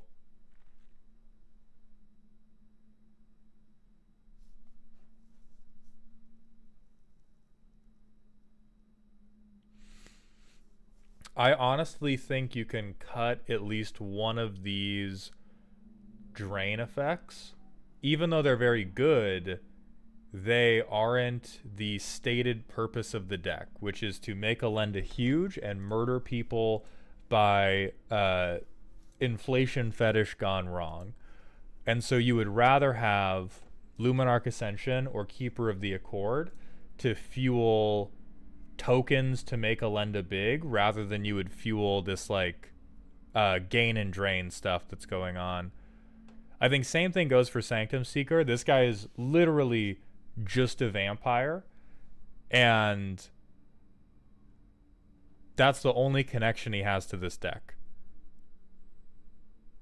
It is a good drain for when we go wide with our huge Elenda, but honestly, I think at that point we just win anyway. Do I think Timothar Chalamet would be good in this deck?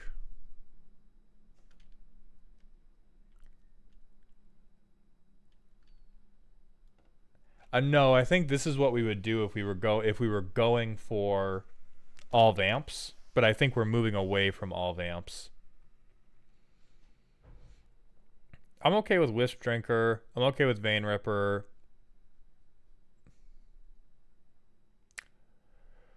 So from Shared Suffering, I would cut one of Blood Artist, Cruel Celebrant, or Elas Il-Kor. I would probably cut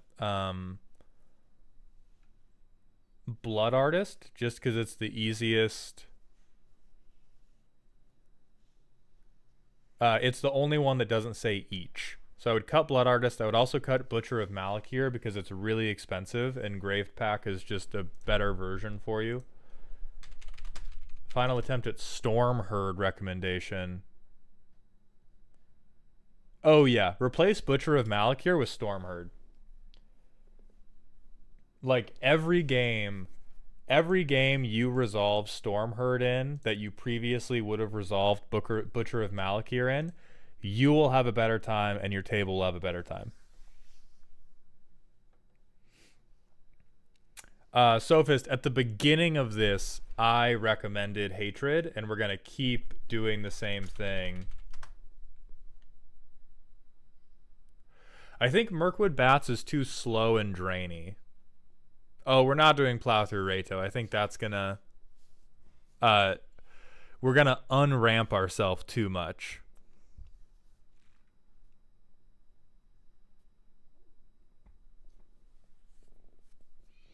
So I think we need best single target power buff MTG. 37 best pump spells in Magic. Hey, yo. 38 now. Sharyusu, your deck has not happened yet. We're finishing up the previous deck. We're waiting around in roll call to make sure that I didn't skip over people, so we can do yours after this.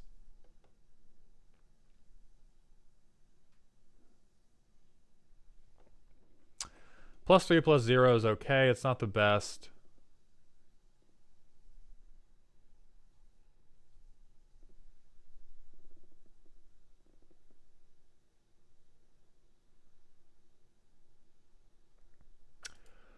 Elspeth Knight Errant is a planeswalker you can consider if you're a little bitch who plays planeswalkers.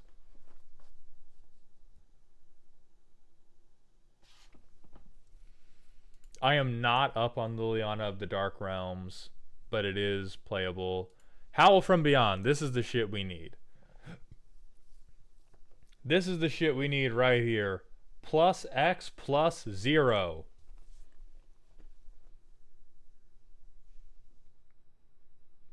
We don't need Tainted Strike.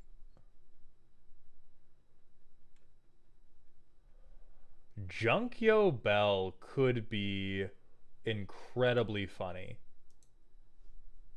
This is both a pump. It's both a pump and a guaranteed sack. It's highly conditional. So this would be a step backwards in terms of the codependent relationship, but what a good bit.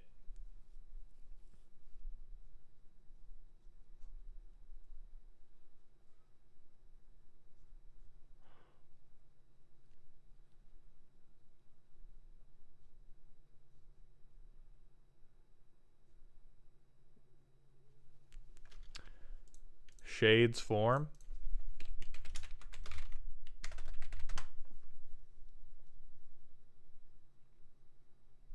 Oh my god, this is the hottest fucking... This is the hottest Elenda card I've seen in a minute. Yeah, you want Shades form too. So I'd do Hatred, Hatred, Howl from Beyond, Shades form, think about Junkyo Bell, and then put in those two token makers, because we need to make, like, the Polycule needs to have individual members who can go to the grocery store on their own, and every single one of these tag categories right now is getting to the bread aisle and collapsing into tears because the sourdough smells like what Clarissa makes and they're too far away right now. And that is what we got to fix 100%. But overall, I love what you're going for. So now we're going to move to Sharyusu's deck, which is spooky, goofy, but also slightly terrifying big mana green deck. Frick you, I'm playing green.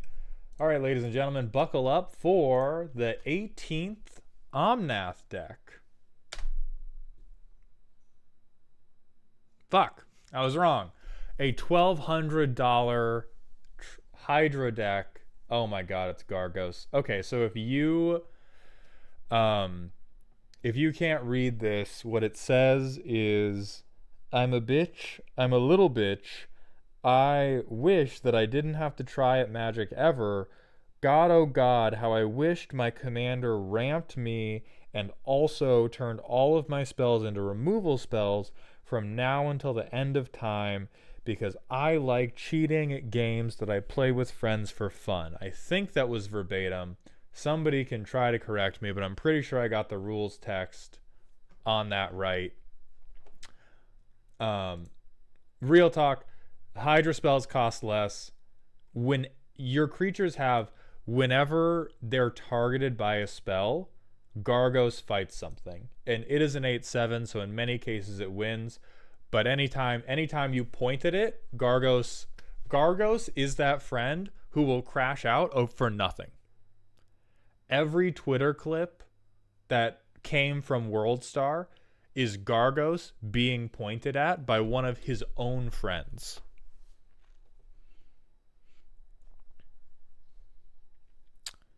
So protect my boy. Yeah, you're going to need to. 35 lands, sure. Card draw. Not a single unconditional spell in the fucking section, just as every green player does. Why wouldn't they have it, though? Why wouldn't they have it? Of course they're going to have it. They're fucking green players. They're always going to have it. The first ramp spell being Caged Sun is just... I love Hacky Sack, bro. I love being able to spend 4 turns simply ramping. Oh, the forests are for extraplanar lens. That makes sense. Reed Sylvan Paradise. Where is this?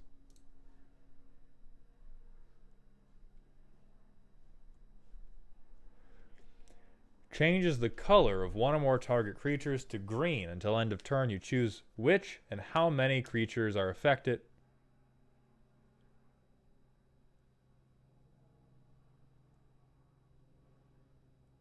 I hate you. I hate you so much. I swear to God, I'll get you. Target is 5. So what's the goal of this deck? Just big mana green. Praetor's Council. Oh, sure. I was board wiped one too many times. Racism ended. We've made everything green.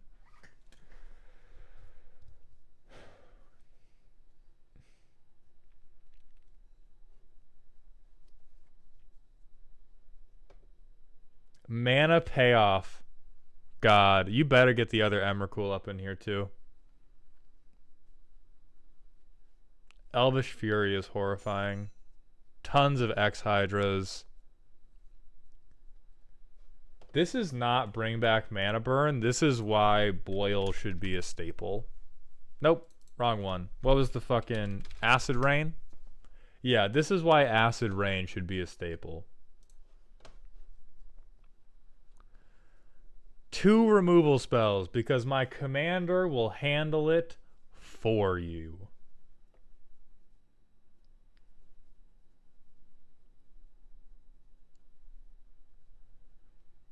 I mean, this is a clinic in why I say the more casual you get, the more dangerous mana becomes over cards.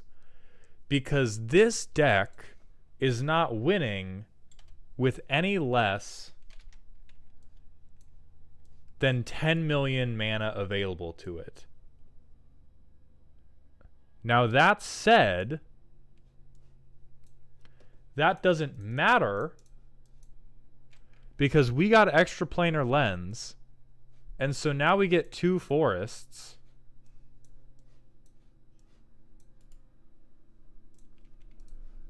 And so we have 8 available mana. And so we can play Gargos and make him invincible.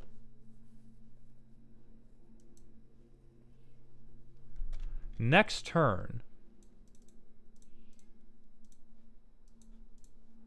for 2 of our lands, we can traverse the Outlands for 8 basic lands. And then we can play Zendikar Resurgent. So we have infinite mana. And then we just fucking... The only thing I want to... Like, the only thing I can try to hate on is the lack of card draw. I'm like, oh, what are you going to do with all of that mana? But the thing is, I know you're going to sit there with a fucking 8/7 until you draw anything that says X, and then X marks the spot is just going to be on my asshole. That's all you're going to do. I want to be like, oh, you're just sitting there with all your mana doing nothing except having lethal commander damage in 3 goddamn swings. I am fine. I am fine. What I forgot is that you got lucky. I forgot that you got lucky. And if we look at this, see this dog shit hand that you would never You would never be allowed to mulligan a hand like this. You are now going to sit there on your missing land drops.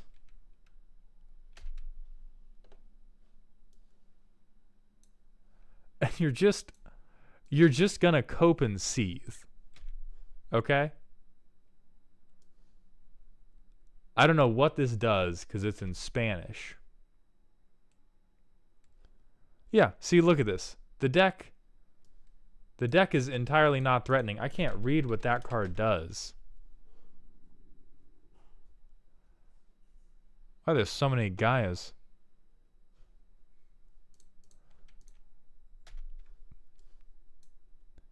There we go. Yeah, we're fine. So as long as you keep a 1-lander and miss 3 land drops, yeah, the deck is super fair. We're fine with this. Yeah, I'm not worried about this. I'm so fucking mad. I am so fucking mad.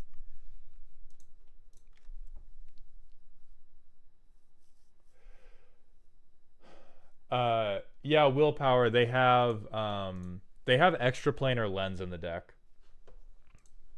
and so that is why they have all of the snow lands in, because then they just double, or they get 1 extra mana per land.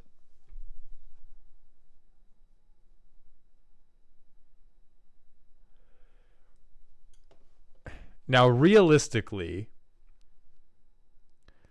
despite the fact that you are doing a very convincing imitation of the end stage of capitalism, in which you produce into a society that is post-consumption and consume the entirety of it, because you cannot help but continue to create more to the point that it collapses your fragile ecosystem under the weight of 10,000 hydras, your card draw is crazy irresponsible. And if you miss more than a couple if you miss like 2 land drops, you are turbo fucked. And as much as I dislike helping a green player, I do think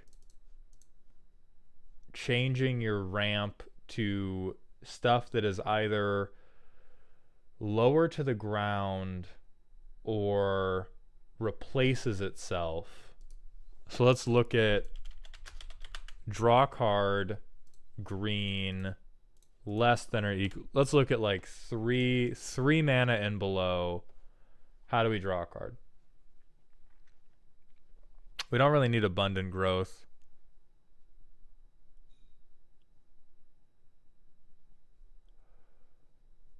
Like, you would even take Arcane Encyclopedia right now. I'm not sure you have a crazy number of enchantments. Thank you, baby. Cooked. Yeah? Yeah. Hold on, I need your hands. Oh, it's so hot. Give your plate. Thank you so much. Mm-hmm.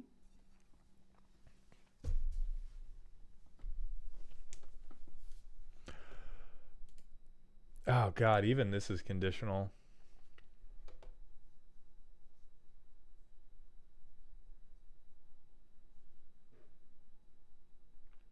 Wow, we really fucking...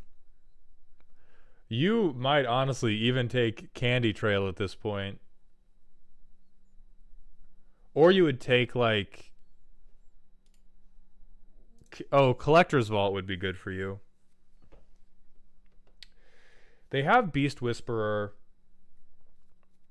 They don't have Sylvan Library. They could do Sylvan Library.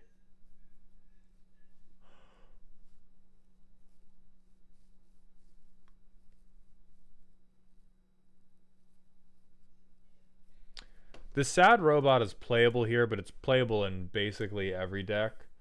Overlast, you submit them via a Patreon redeem.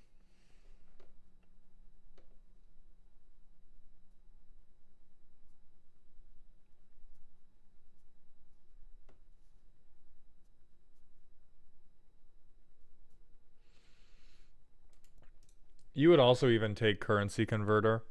If you think this breaks the theme of not being green stompy enough, I would understand that.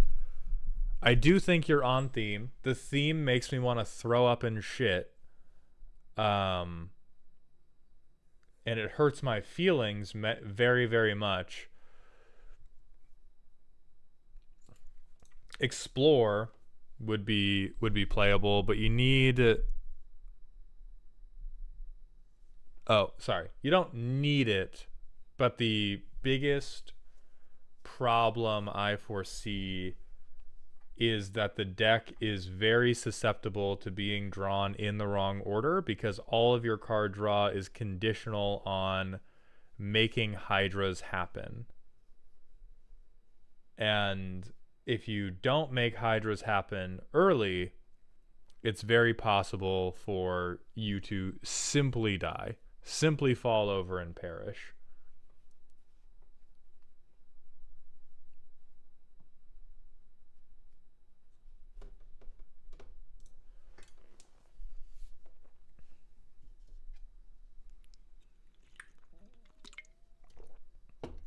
Yo, you could share the love. You could share a little love with the Horn of Greed. Think about it. Your deck, this deck is a monument to the idea of greed. That card is like $20. This deck is $1,200. This deck is $1,200 of beat you to death with a Birkin bag. We cannot be worrying about a $20 card.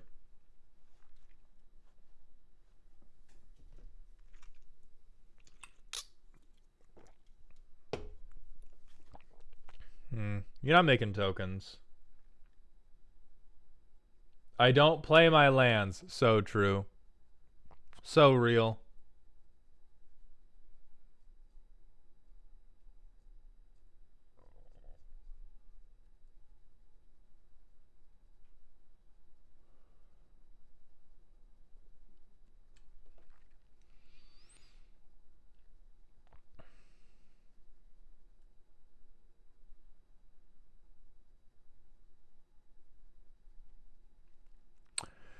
Okay, so I think a lot of the engines... God, you would even take Lifecrafter's Bestiary to scry.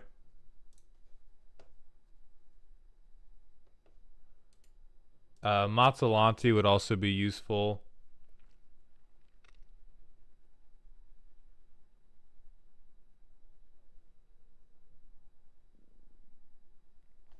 The Great Henge? Fuck you, Bean. Shut up. Fuck you, shut up.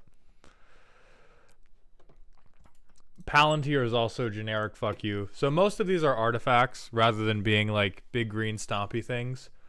So that is up to you on how tight you want the theme to be. But right now, right now the theme is my stuff when it costs money.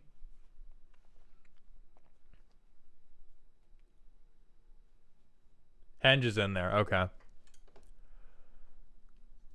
But frankly, I hate this. The nut draw of this deck is absolutely disgusting. I think the non-nut draw exists and is incredibly disappointing. It does feel a little... Like, I think once you've had extraplanar lens, how do you go back? Right? Once we've... This is how much... So it's 8/8. Now we have 13 lands. We have infinite mana. We win.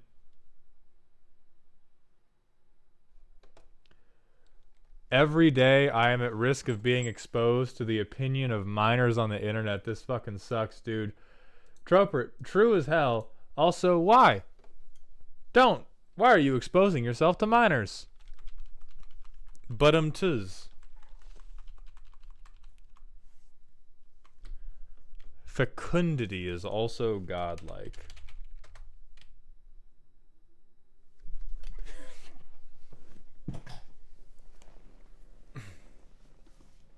Fucking got him, GG's, Troper. You played a good game. You played a great game, even. But I was there.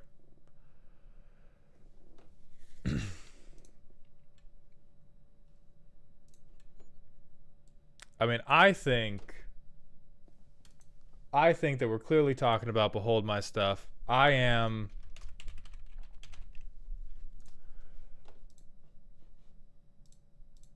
It definitely works. I think it's possible for it to not work, and I think that the way you defend yourself against it not working is some unconditional card draw rather than all of this like mega conditional stuff. Troper, don't you dare. I need you around to make me upset.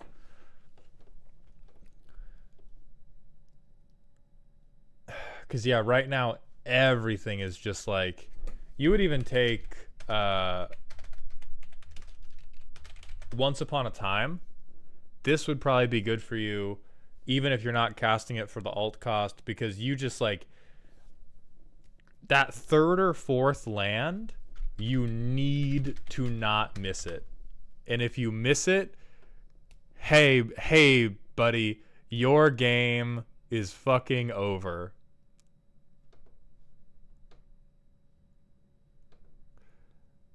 Like, hey, buddy, you missed this, your game's done. You could also do Commune of Spirits, even though you don't have a huge number of enchantments to hit. Commune of Spirits would basically just be, please let me hit a land drop, dear God. And most of your card draw needs to be that, because once your deck turns on, the deck works. The thing preventing the deck from turning on is almost always going to be land drop number 3, land drop number 4. So I would consider Commune of Spirits, Once Upon a Time, all of those artifact, draw, discard, just to give you an outside shot at ever hitting all your fucking land drops. Oh, yeah, and on theme for Yu-Gi-Oh! Master gets it with on theme for Big Mana Green Stompy. Get up in they beanstalk, bro. Climb they beanstalk and see what they do about it.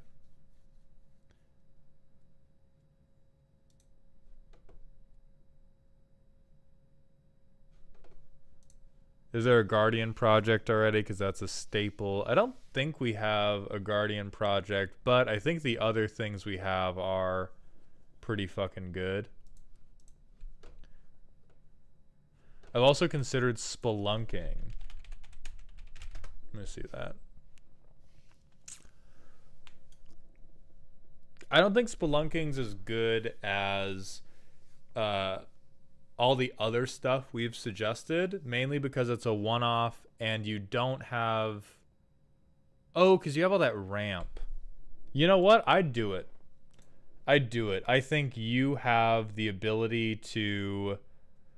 Like, you have a greater ability to suddenly... You have a better ability to suddenly control a bunch of lands than the British Empire in the 1700s. You can just, like, declare that entire countries are now under your stewardship.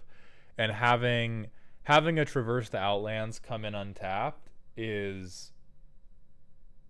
The possibilities are endless.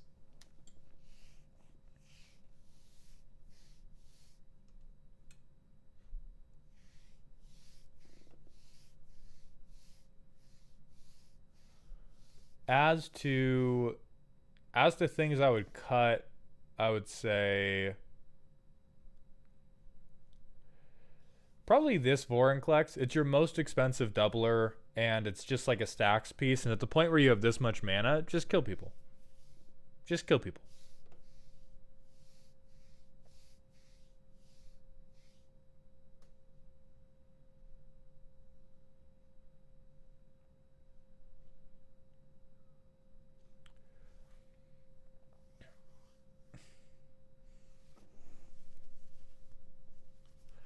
I think honestly same goes for Gaia's Touch. I don't think you have the card draw necessary to support playing 2 lands. This is basically just a ritual.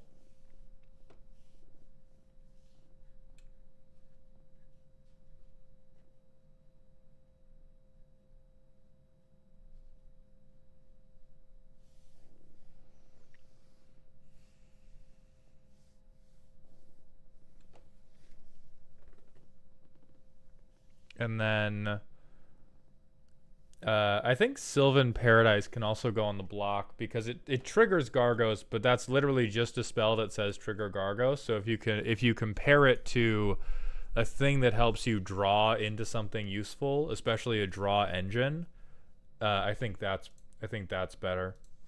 I think the cuts are a little hard because a lot of this is like, here's all my cool shit, and I hate telling people to cut shit they think is funny, but the whole deck is shit you think is funny. I mean, maybe Walking Ballista because that's like although that art's raw as fuck.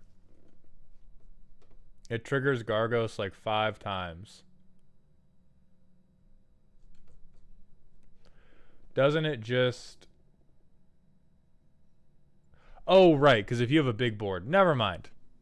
Never mind, fuck all that. I was thinking triggering Gargos and then other people's shit rather than I trigger everything on my board and I board wipe you.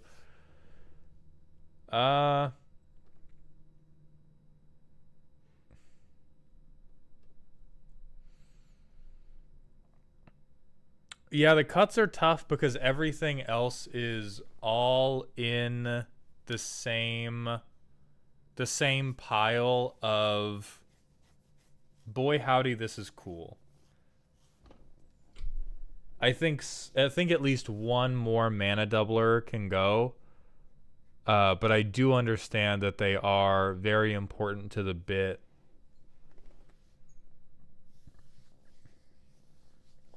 I think Leyline Immersion also could go on the chopping block, but it's all a mess of like, hey, this stuff works. But I think that you should pick the worst ones and replace them with things that help you draw the best ones. Oh, yeah. Drop Soul Ring for card draw. No, unironically, drop Soul Ring for card draw. So much of what you want to do... I would agree with cutting the case. I think it is one of the weaker ones. So much of what you want to do is double what your lands are tapping for. You can 100% positively cut Soul Ring to get to your other shit quicker. I would say Worldly Tutor as well. Sophist makes a good point that everything you draw off the top is good so long as you draw the lands to play them. And so a tutor for card draw is either lateral or just pure positive because you're happy with fucking anything that comes off the top here so long as you've hit land drops.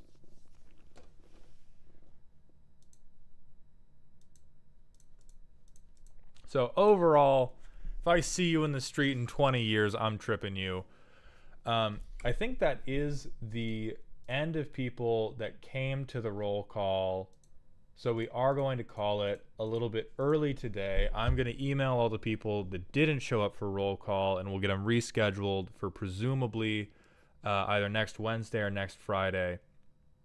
So thank you all very much for coming by the stream. Thank you for the follows. Oh, Rival Thoughts, you're here. Then we'll do you. Willpower, get shit on. Go to bed.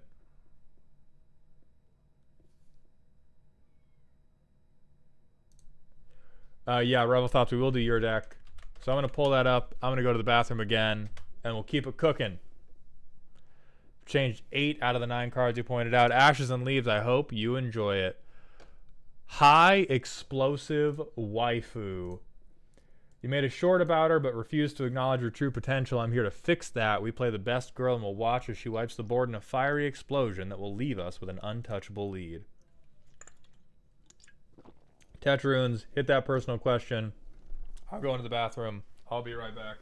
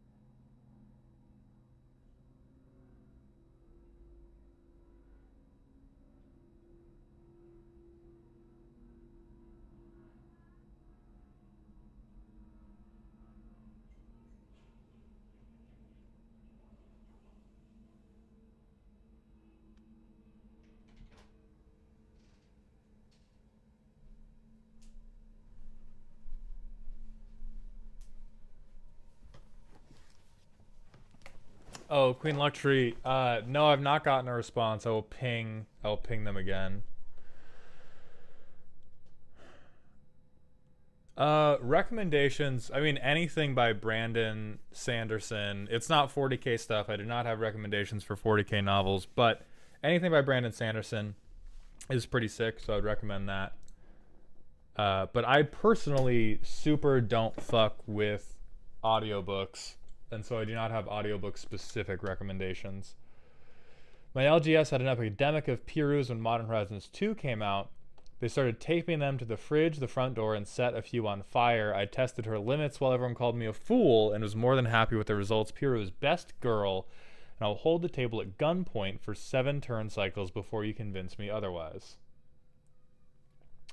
Well, Tetrun's Stormlight Archive is like fantasy, political violence, has a lot of lore in the world. And so that is why I pivoted to it from 40K. So it's not 40K, but it is a lot of like, this is high fantasy, lore based, big dudes with swords. Okay, so when you let her die, you gain 1,000,000 life based on how many creatures you and your opponents have. So we probably want to see death triggers, damage doublers, and I guess Aetherflux Reservoir. Hilarious that Gadrak is fucking ramp.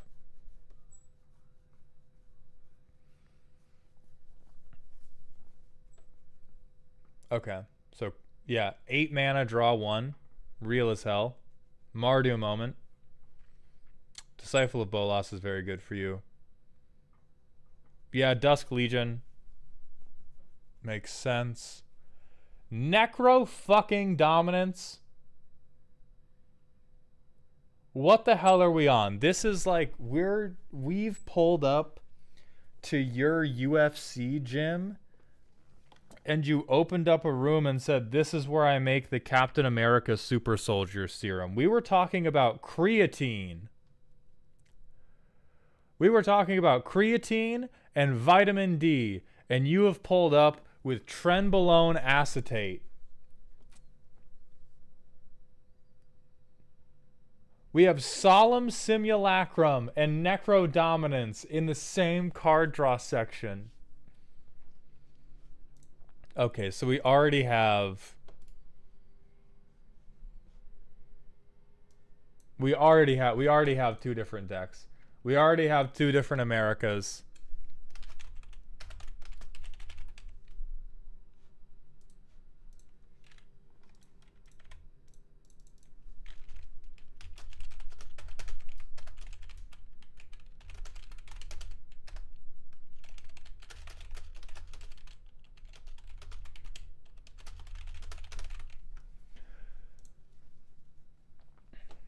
Alright, so what? Fuck you, I win. Whenever you gain life. Yeah, that's horrifying. Sanguine Bond, sure. Yeah, Sulfum good. Sorin. Yeah, all this stuff works if you just pay for Piru and then swing her.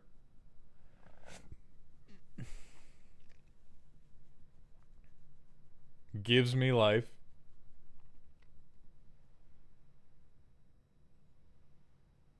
Gray Merchant has to be a waste of time. This has to be a waste of time.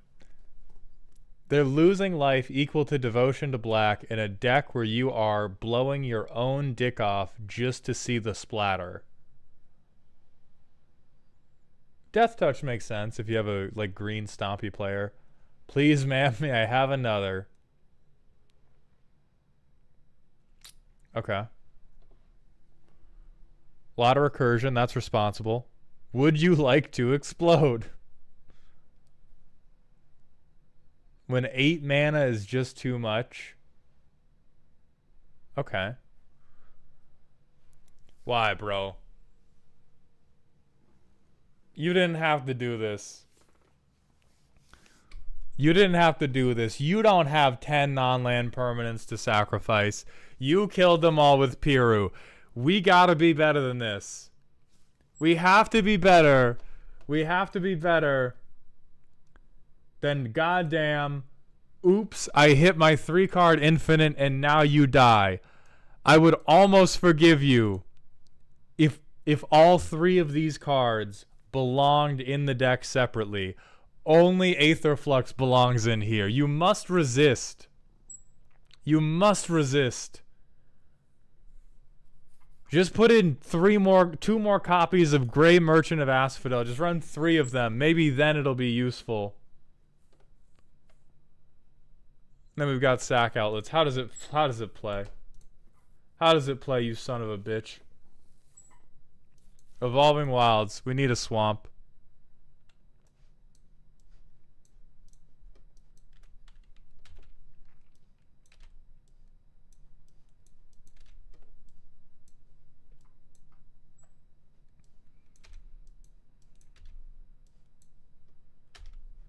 Do people just let you do this?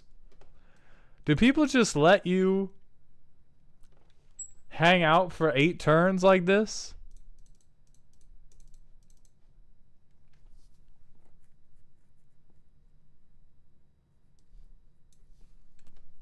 Okay, so we have Immortality. We let it die.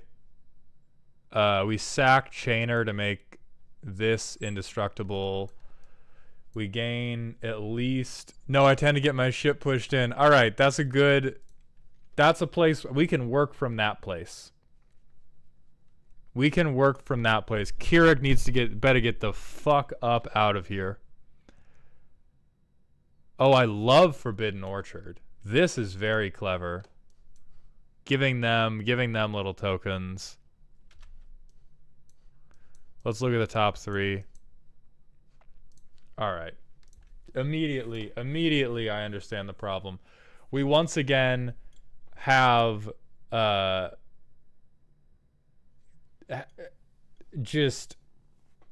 have a mana chode. We have a mana chode rather than a mana curve.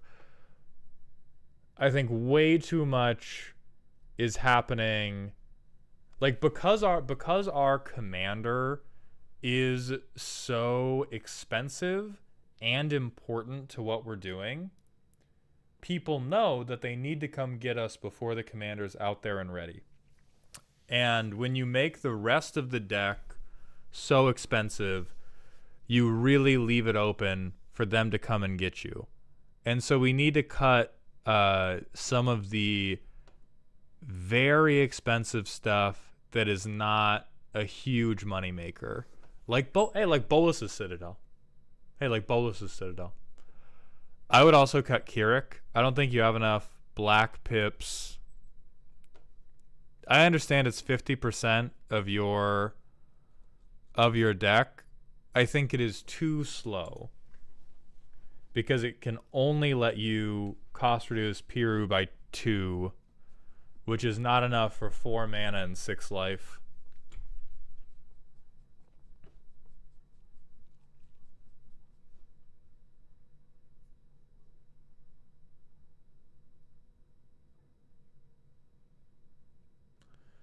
Whenever you pay life, how... Phyrexian mana, I do believe, counts for devotion. How often do you... Okay, so let's see how many ways you have to pay life. 1.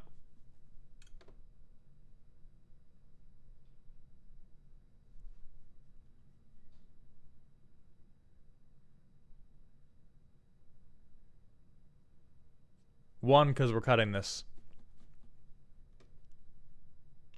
2. 3.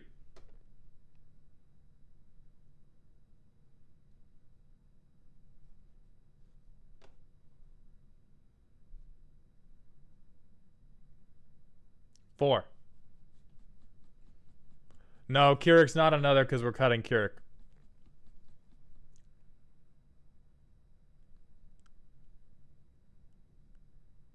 5. 6.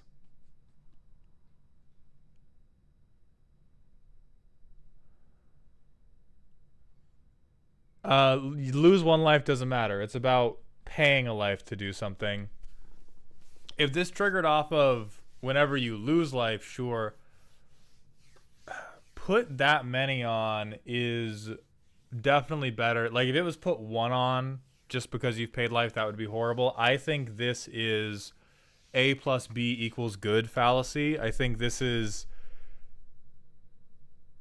deck is not consistent enough, and it's not consistent enough because of little traps like this, little trap ass card combos where if you get Font of Agonies and Greed together, like if you get Font of Agonies and Necrodominance together, holy shit, you win the game. Guess what also wins you the game? Getting Necro fucking Dominance. It turns out Necro Dominance true combos with anything you draw off of Necro Dominance to win you the card game. And so I think that Font of Agonies, if you had, my normal rule is like 20 or more. If you have a non-command zone synergy, to be confident that it's going to happen, you want 20 or more cards. Queen Luxury, thank you for stopping by the stream. 20 or more cards that do that thing. And so I think Font of Agonies is a little bit Christmas land. And I really would recommend cutting Keurig and cutting the Bolus's Citadel Sensei's Top thing, because I don't think they certainly don't contribute to the true potential of Piru.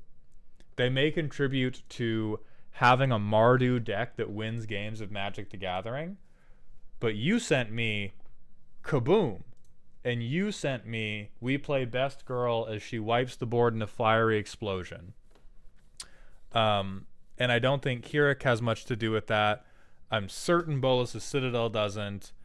And Sensei's Divining Top is like, it can help you sort, but I think you would be better off just playing card advantage.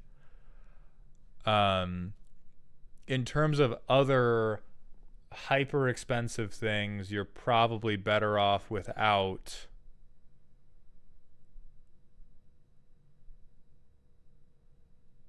This is a trauma response. This is for sure a reaction to cyberbullying.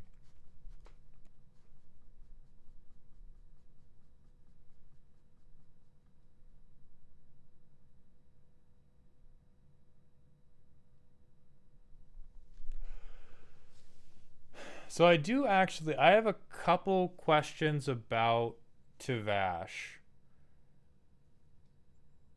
For the most part, Tavash is... No, I think that's fine.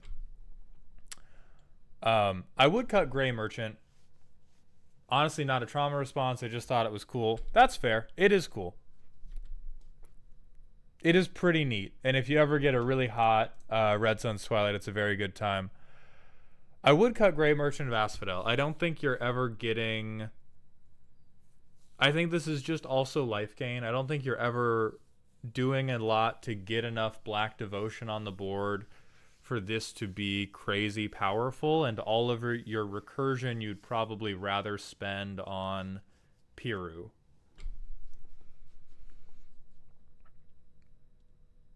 Felden of the Third Path is great.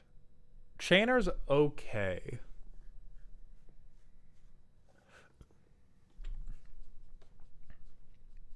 Yes, Vito seeing the life gain is in fact a gun. So Vito gets to stay just because he's like Sanguine Bond, where he will... I swear to God I saw him. Is this guy not in the deck?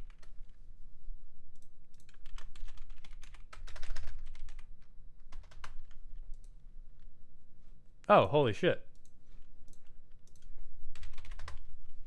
Let's add another fucking... Oh, it's only 3 mana. I thought he was. Like, I swore that I saw him on the first pass and marked it off in my head as like, yeah, totally reasonable. That's how the life gain decks do.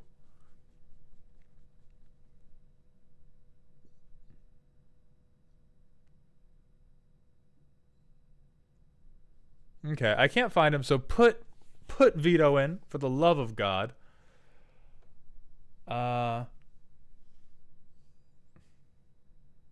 Dragon Cat it would, yes. Veto would be very powerful in this deck. And so for the most part, what a lot of this stuff we're cutting needs to get replaced with is reading them goddamn bones. We need the draw section, I think, to improve a little bit in terms of unconditional draw. We have a couple really good pieces of conditional draw. Dark Confidant is obviously very, very good. Greed is obviously very, very good. Necrodominance is absolutely cranked. And then things like, we want stuff like the situation you need card draw in is turns 2 through 4, where we do not have anything aggressive to do and we do not have the mana to play our commander. I don't think we need card draw. I honestly might even cut Archon of Cruelty, because at 8 mana, we don't need to draw cards like this we don't need to draw one card for 8 mana anymore. We want to spend 8 mana on Piru. We would rather spend 8 mana on Sanguine Bond and a Sign in Blood. We would rather spend it on Nykthos Paragon. We would rather spend it on Aetherios. Like, I think of our really expensive things, Archon is here just because he's a cool dude, which is fair. Piru's also a cool dude, and I would love for you to live long enough to be able to see that.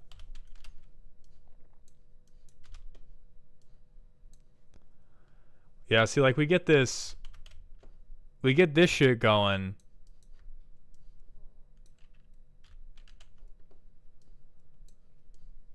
Now we're cooking because we hit all our land drops and we hit our rocks, and so now we can play our guy. And do we play for Piru, or do we pay for Piru this turn?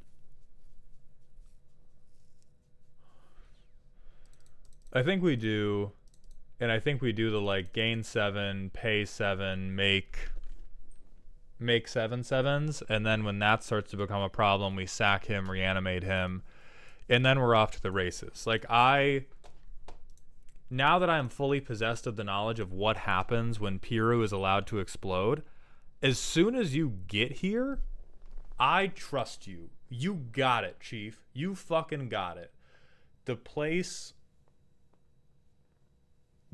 we're not is you have 2 mountains sitting on your board, and you have a vision board of one day I'm gonna do this, and it's a watercolor painting of you riding on Piru's back, and then Batman busts down your fucking door and breaks every bone in your body because you jaywalked once 3 years ago, as represented by every player at your table that has ever seen you use Piru.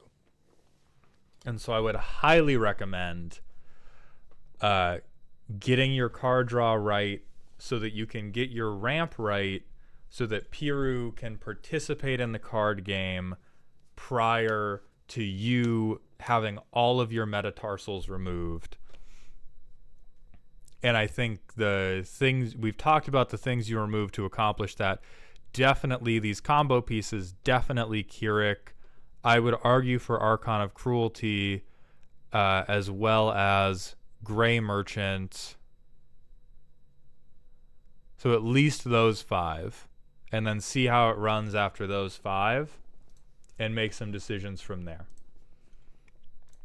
And so having done that deck, which thank you very much for sending it in, Rival Thoughts. And I do appreciate a deck that shows me the true power of Piru, because this card is much more fucked up than I recognized. With that, we're going to end a little bit early. I'm going to reschedule with West, Merkwolf, and Bad Cass. But thank you all for coming by the stream. Thank you for the follows, the subscribes, and all of the support. I hope you're having a good weekend, and remember to stay toxic.